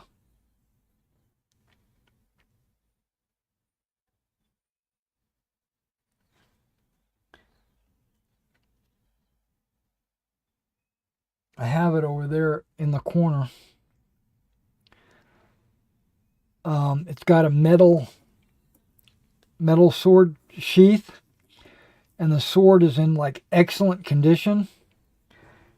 Um, the entire sword is, and the inside of the sheath, I assume, because just from residue, but the entire blade is covered in a petroleum jelly, and it's been that way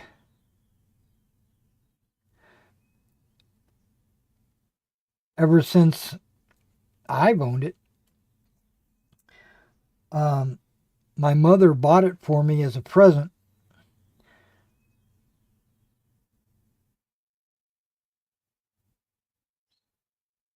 I don't think she knew what she was buying.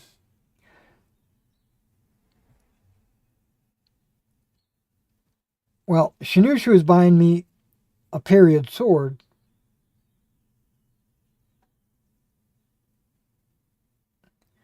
but I don't think she knew exactly what it was.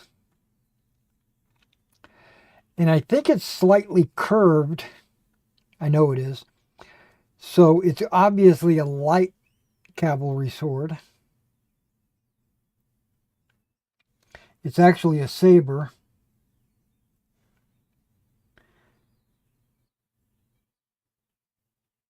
Now, I don't know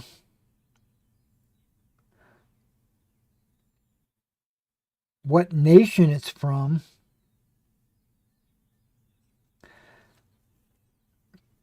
I don't know, it could very well have been an American Civil War saber.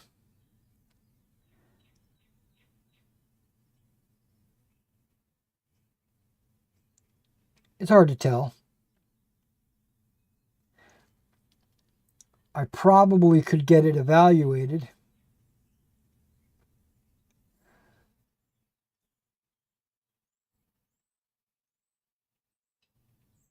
And it's probably worth a pretty penny.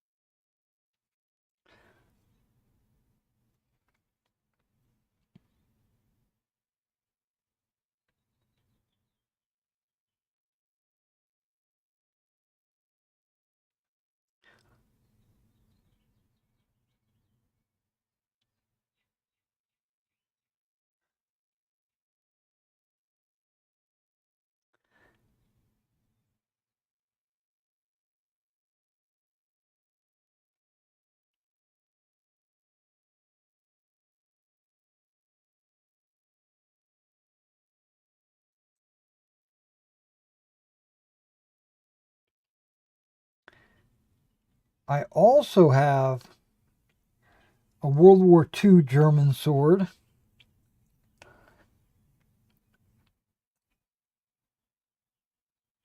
And I know it's a World War II German sword. At least I hope it's a World War II German sword, because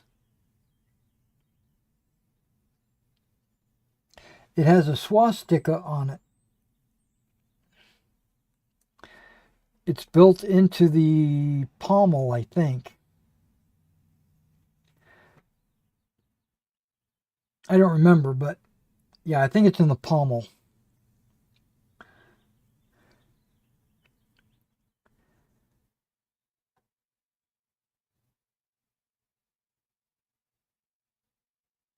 And I also have a modern dress sword, and I think it's um,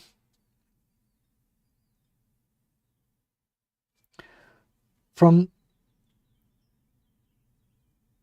the 70s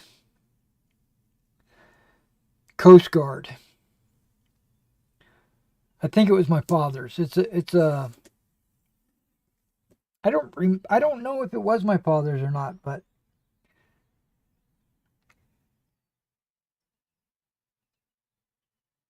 that's the kind of sword it is. It's like a modern military saber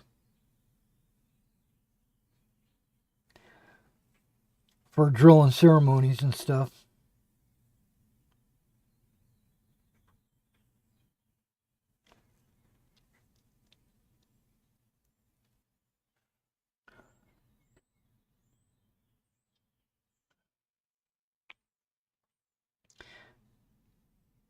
And I've got a replica of a Roman gladius. Yeah, it's obviously a replica.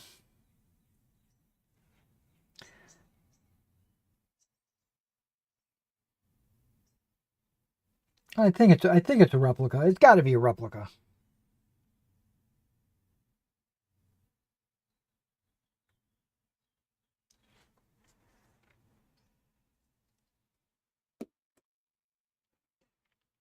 Now these swords are a lot easier because they're separated. If you remember, I had to glue these arms on.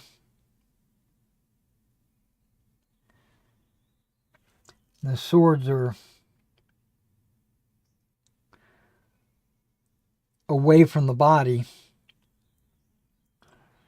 where on those other ones, they're at rest, so the swords are like right up against their shoulder. So I don't know what I'm going to have for lunch today. Um, Oh, wait. I think I know what I'm going to have for lunch. I might have some chili mac.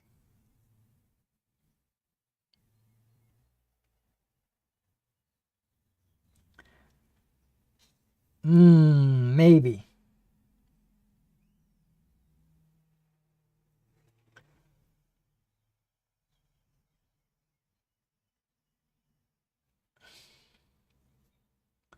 I don't want to have another salad, even though I love salad. I think I said that yesterday.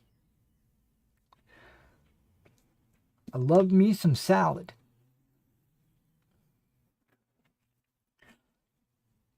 And it's not a health thing.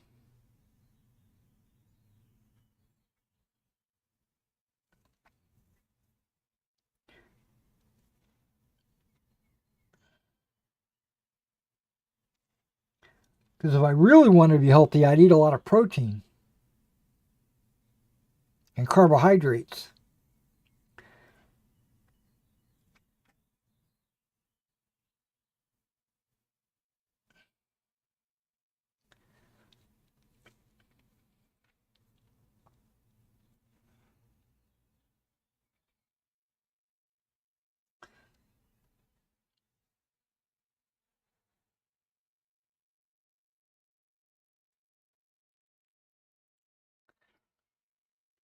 Eat a lot of bread.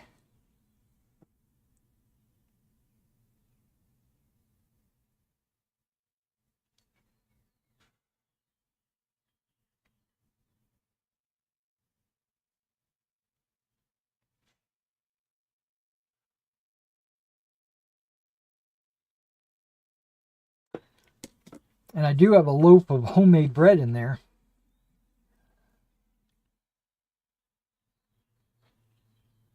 I could make a sandwich, but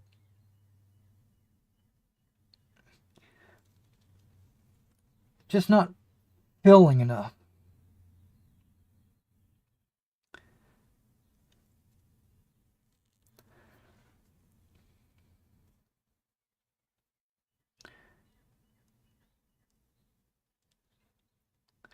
So I got the return back from the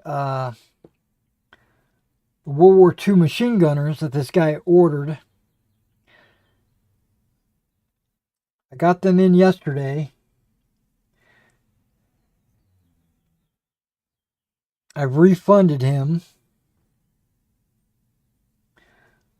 And I've already posted that item back on my eBay store. So if you're interested in some World War II machine gunners, they're back. I was planning on pulling those out and painting them and selling them as painted models. But then I got distracted and started painting these guys instead. And then I sold it. And then the guy didn't like it, so he returned it. And so it's now back for sale.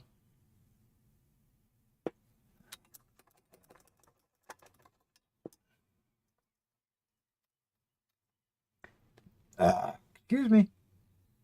Okay.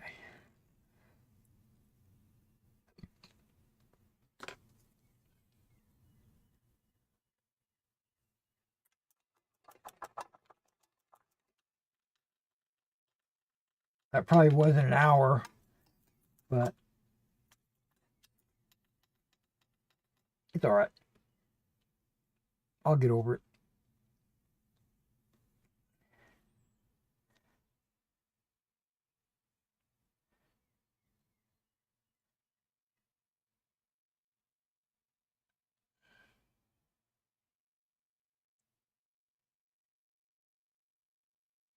Yeah, all the paint just comes off nice easily this time.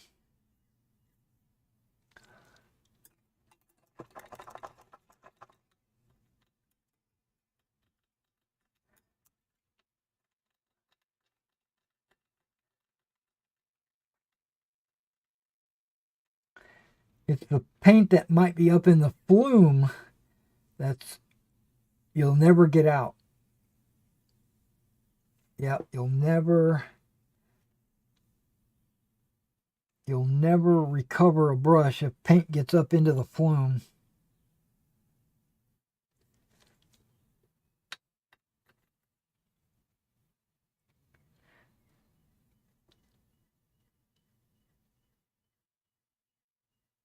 No matter how much you try to clean them.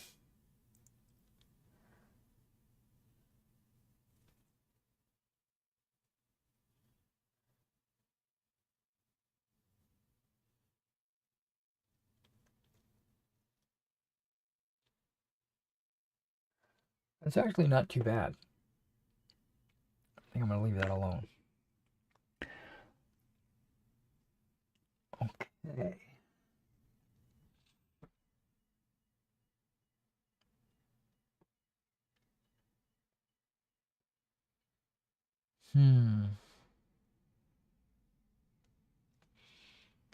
Now I got this blue out for the flags.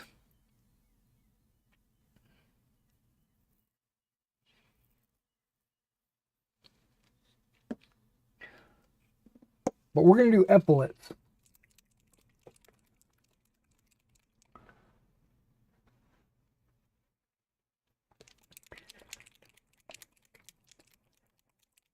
Not everything that needs to be red, just the epaulets. Because like I like to do, is I like to paint just one thing at a time. Yeah, we can put it in there.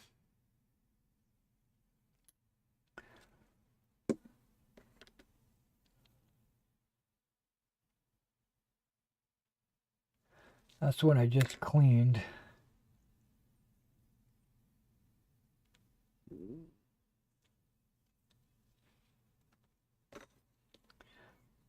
That's definitely not going to be it. And this one's got too sharp of a point. Okay, these two are almost identical.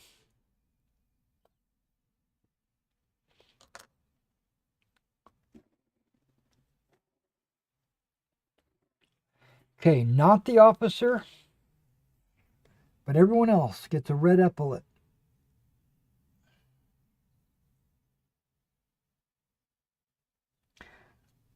Actually, they get two, one on each side.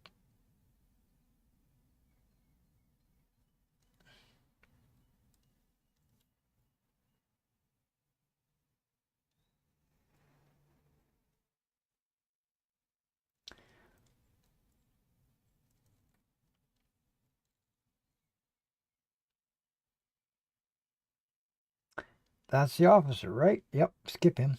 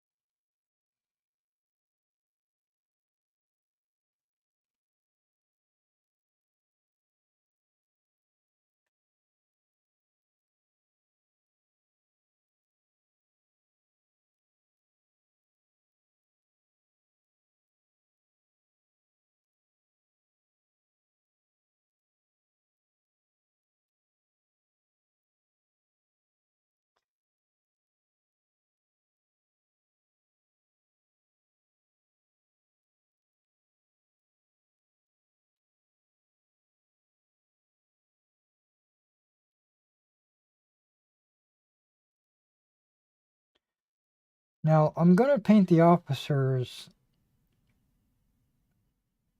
neck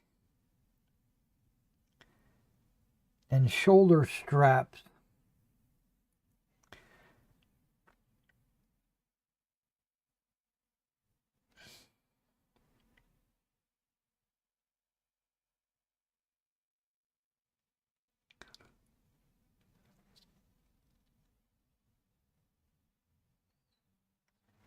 There we go.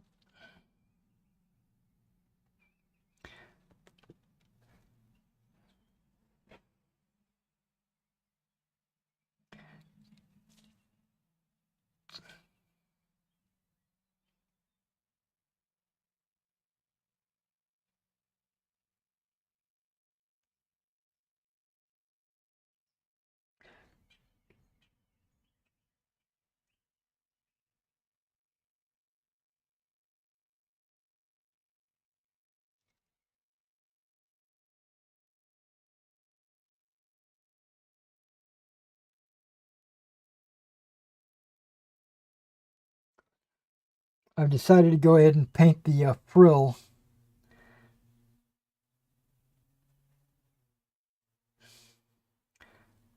If it's an easy, like if I can get to it, I'm going to paint it. These are super thin lines.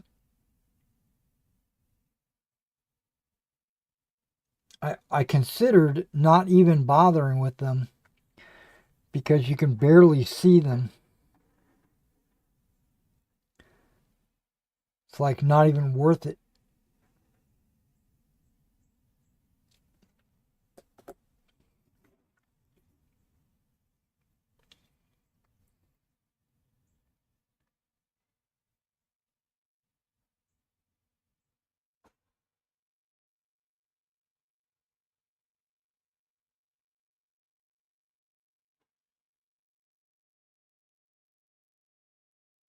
But if I can see the frill, I'm going to go ahead and paint it. If I don't see the frill,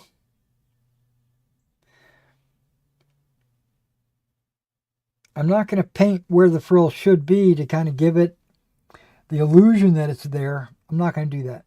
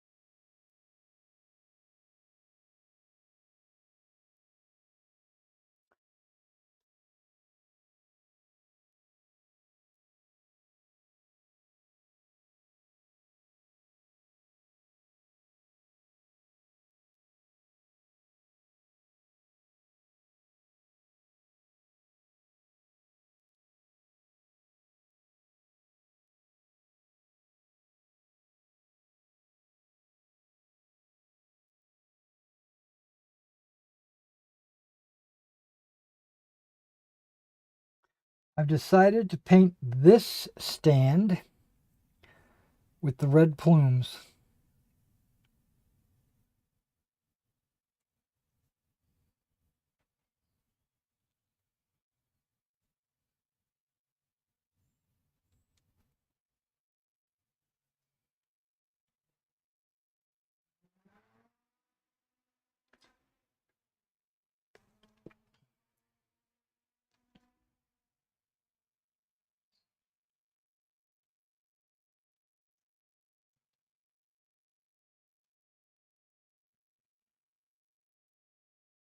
Which makes them the elite company of the battalion.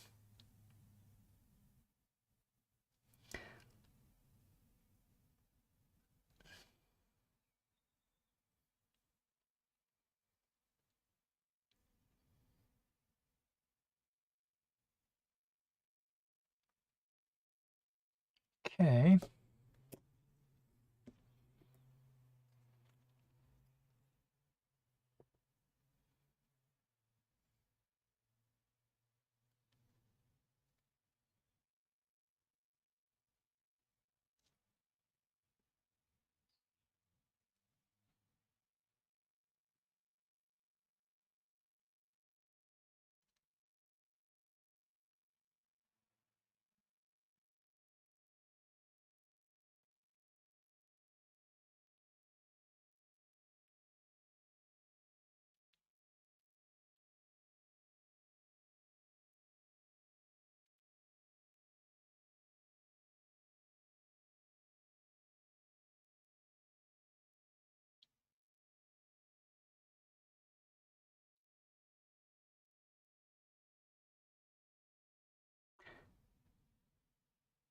Yeah, this guy's frill is like really pronounced around the shoulders.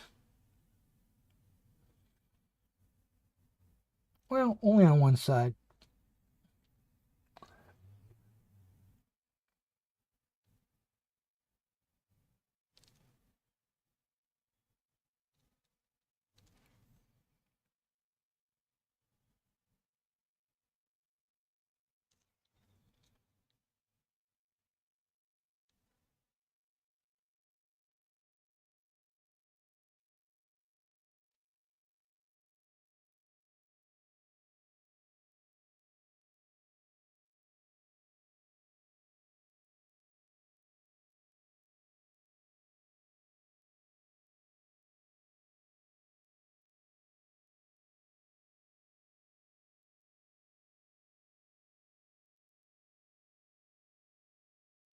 Now, I've painted Cuirassier in the past.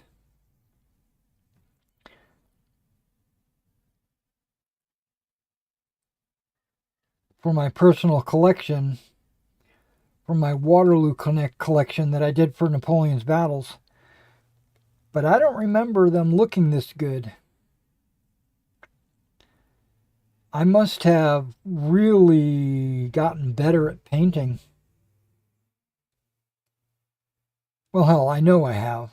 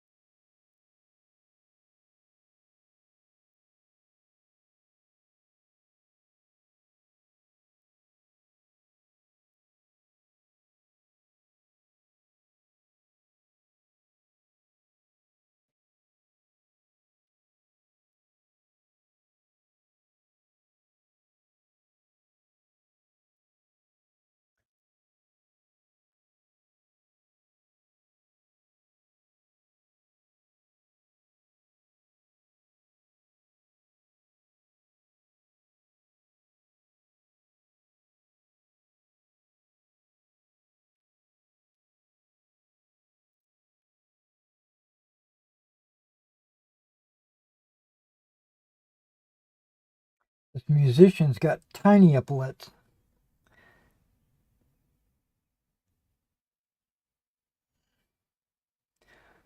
compared to the guys with the breastplates.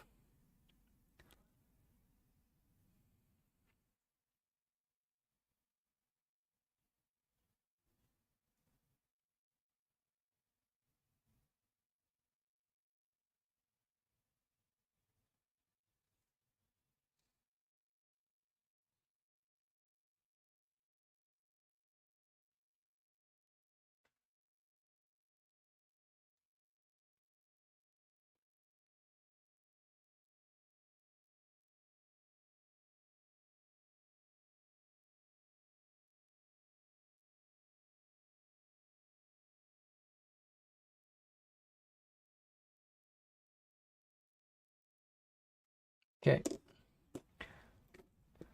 Wow.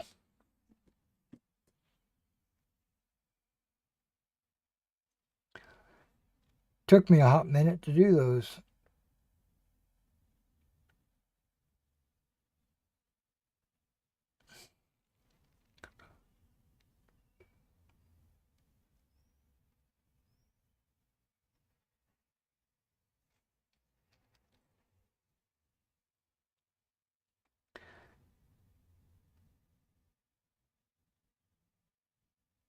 Now, this battalion does not have the plumes on the sides of their helmets. The musician does, but nobody else does.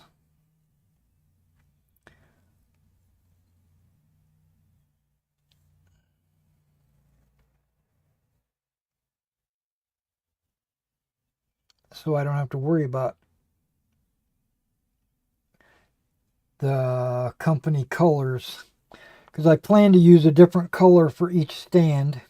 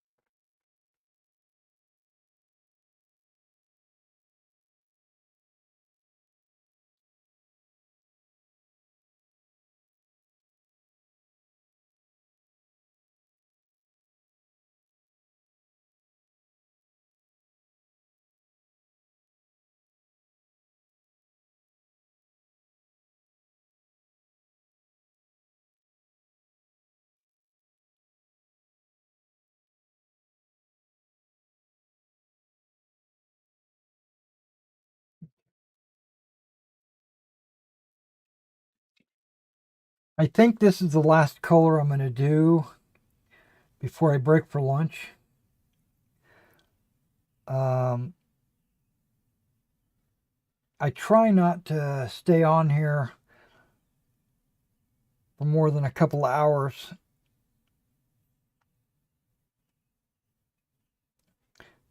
Mainly to let my eyes rest and my hands. And to get something to eat. But I'll be back to painting these after lunch.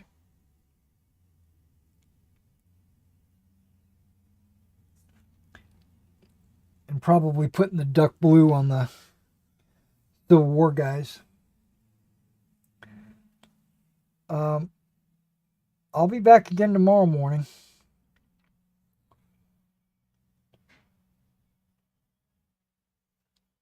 Same bat channel, same bat time.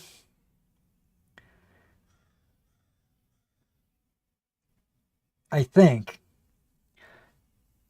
I will try.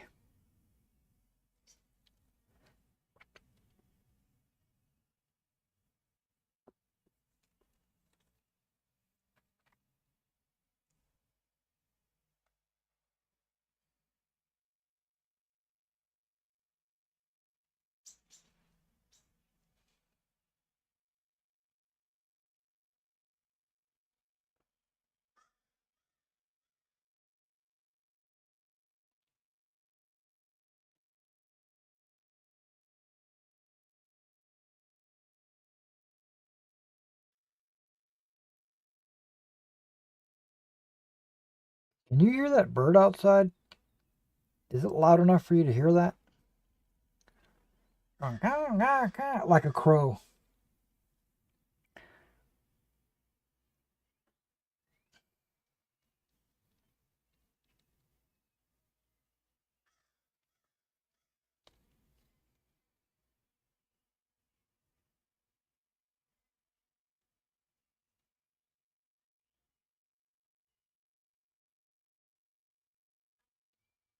Don't know who he's yelling at, but he's trying to tell somebody something.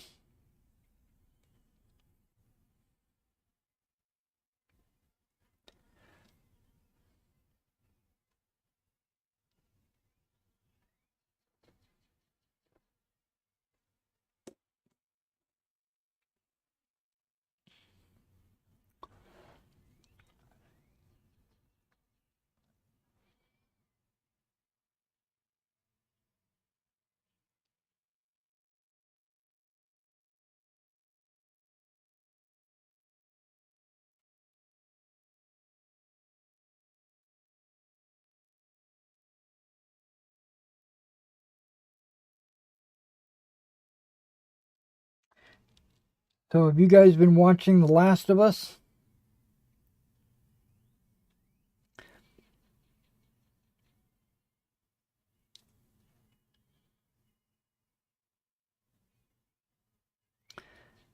I'm disappointed with the company that's making The Last of Us. Not the actors, they're just doing their job. you know, following the script, doing what they're asked to do.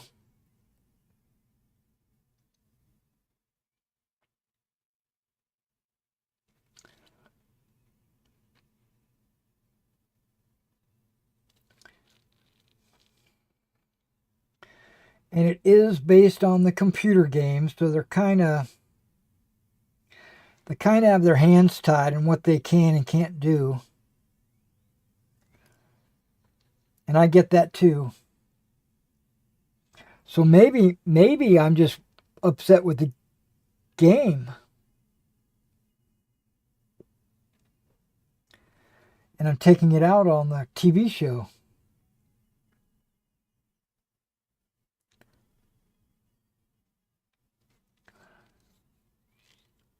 Because in the game,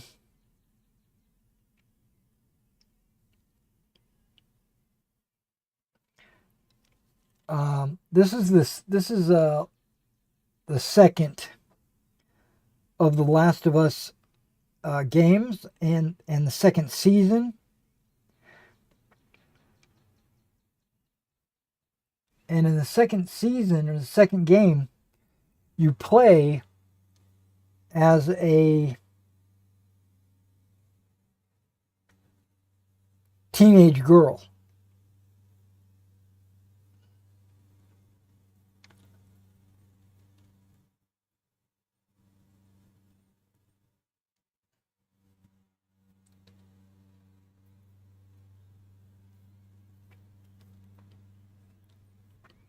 And there are some things that a teenage girl just can't do in real life.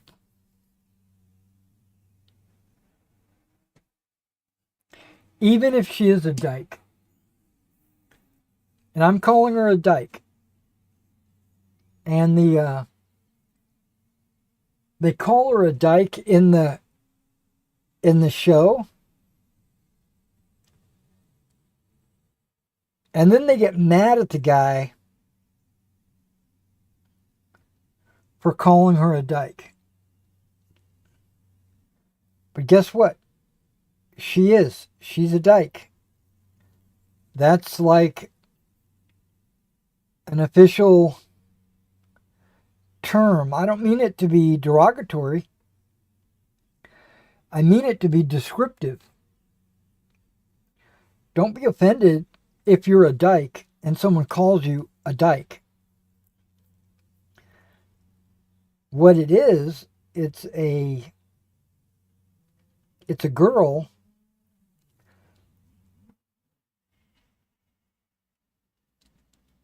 or you could call her a tomboy. It means exactly the same thing. It's a girl that has a lot of male features.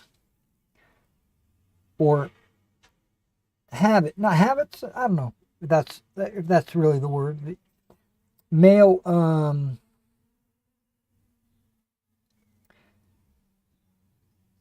not features, what's the word I'm looking for? Male tendencies or male habits. I don't know exactly how to explain it, but basically they act very masculine. And the hero of the show does that.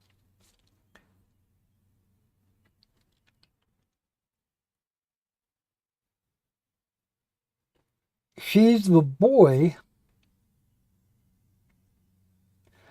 of the female-female relationship. So that makes her a dyke. Nothing wrong with that. I don't have a problem with that. But there's a character, a chef, the guy that cooks for the community. He calls her a dyke And everybody... Well, let me rephrase that. He calls her a dyke, but he does it as an insult. And so people got upset with him because of it.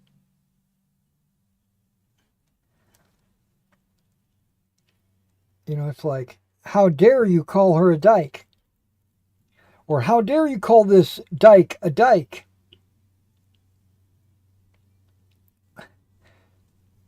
That's the way I felt.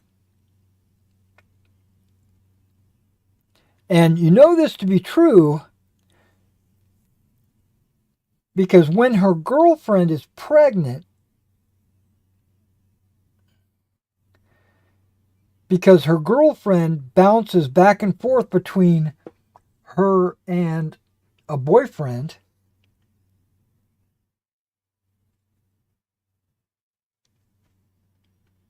she just automatically assumes that she's going to be in this kid's life as the parent. And she says, I'm going to be a dad. Well, that tells you right there that she's a dyke. Sorry. And that's why that show upsets me. Red, done. Okay, we're getting it. We're doing it. I lied. I said I was gonna be done with the colors after the red. I lied. I'm gonna do just the blue because the only reason why I have this blue out is to do the flagpole.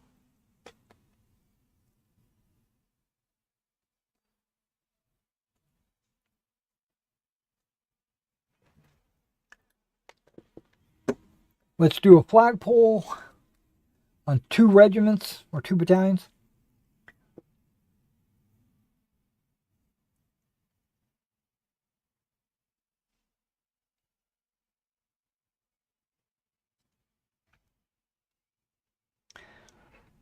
And it's okay if I get it on the glove or the boot. Why? Why would I say that? Because I haven't painted the gloves or the boots. Have I said that like a million times? I think I have.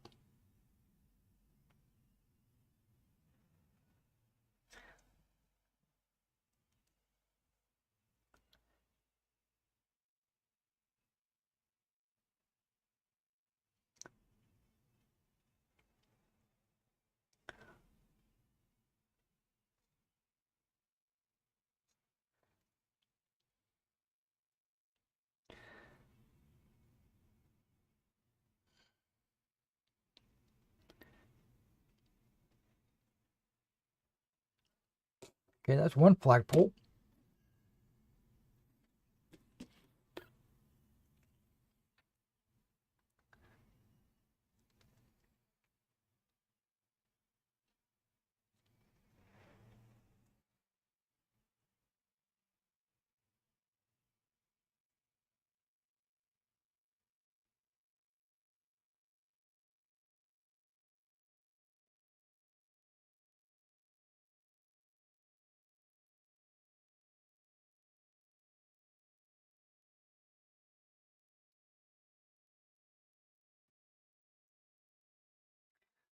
Okay, got to be careful to keep it off of the saddle and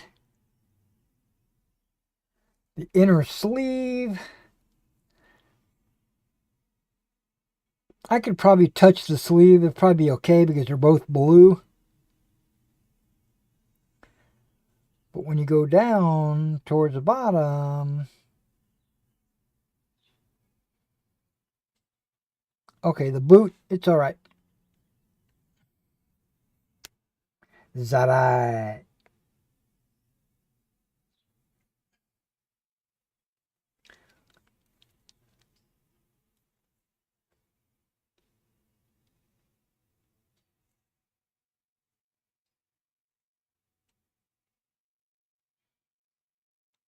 All right, that's the standard on that guy. So blue is done, actually.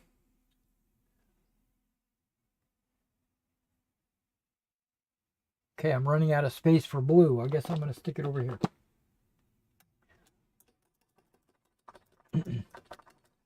My color is starting to thin out. I'm super excited about that.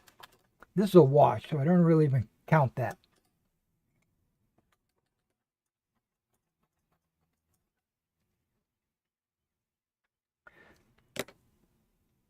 All right, guys, that's what we're going to call it, because what am I going to paint? Black. I'm going to paint horsehair, boots,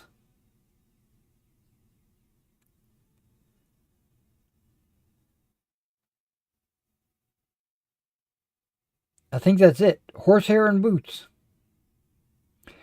And then quillions and the straps over the shoulders.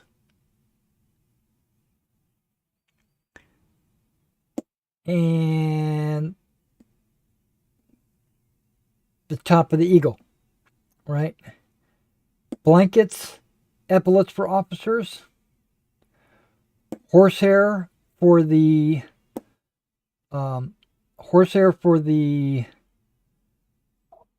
musician, and then the belt straps for the swords. Blanket trimming. No, steel is done. Blanket trimming is going to be silver. So this is done. Okay, got it. That was the weapon coloring color. Okay, that thinned it out even more. Okay, so hopefully I'll get these done tonight. I'm hoping. All right, guys.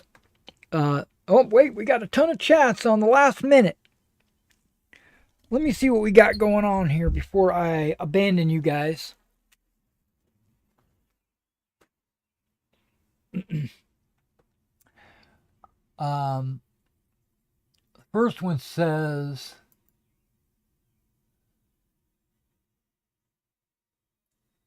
good afternoon. Oh, look at my fuzz. I need to shave. Okay. Good afternoon from London. Please hope you're okay. Definitely from across the pond. How are you doing, man? I appreciate you tuning in.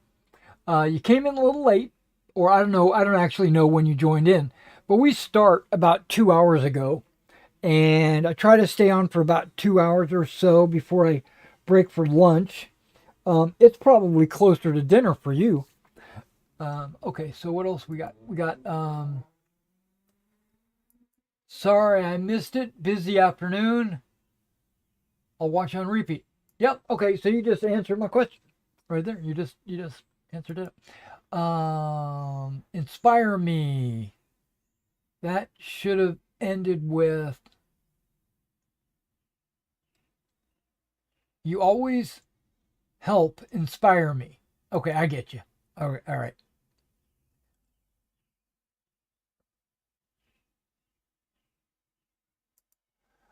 Whoa. Dude, okay. I haven't seen a single episode of it. Okay. Either season 1 or 2. Okay, you must be talking about The Last of Us. But I've heard it's gone a little off in the last couple episodes. This is only the second season. The original game, yeah, game 1, very good. Season 1 of the show, very good. But when you get to season 2, it's like it went off a cliff.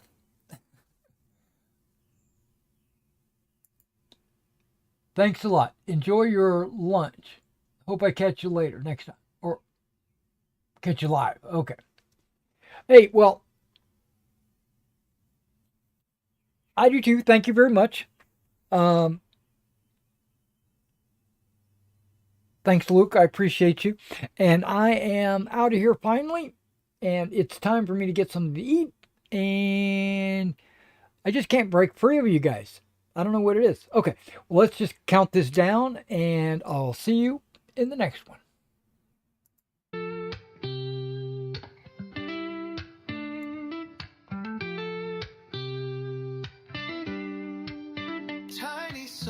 soldiers on a grand paper plane, rolling dice to echo cannons refrain.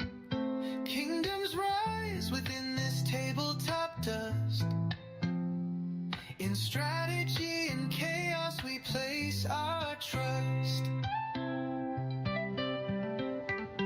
The generals lean with a calculating stare. Hands of fate guide moves with a flare. Tiny hills climb where valleys fall steep. Battles fought while the house stays asleep. Wargaming dreams on a six-sided star. In this microcosm we travel so far.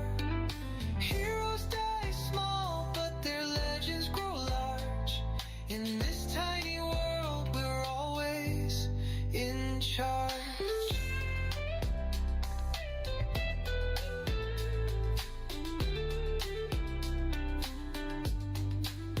Painted commanders in coats of bold hue patrol the terrain in colors so true. Armies clash with a flick of the wrist. Victory's a mark on a checklist kissed. Dice are the drums of this parade of might. The board is the map glowing soft through the night. Imagination ignites where the pieces collide. A universe unfolds we cannot hide. 100 battles fought in one single room. Victories blazing, entropy and gloom.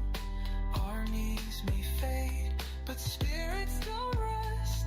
In the heat of this game, we earners of trust.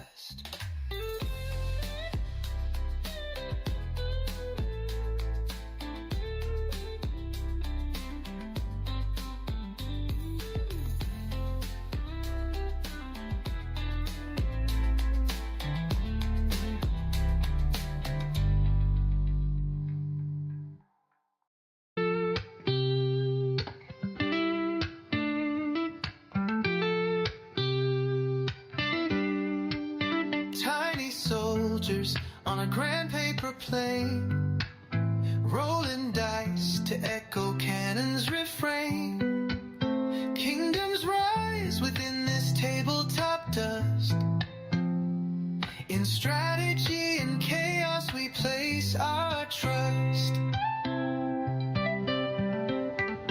The generals lean with a calculating stare.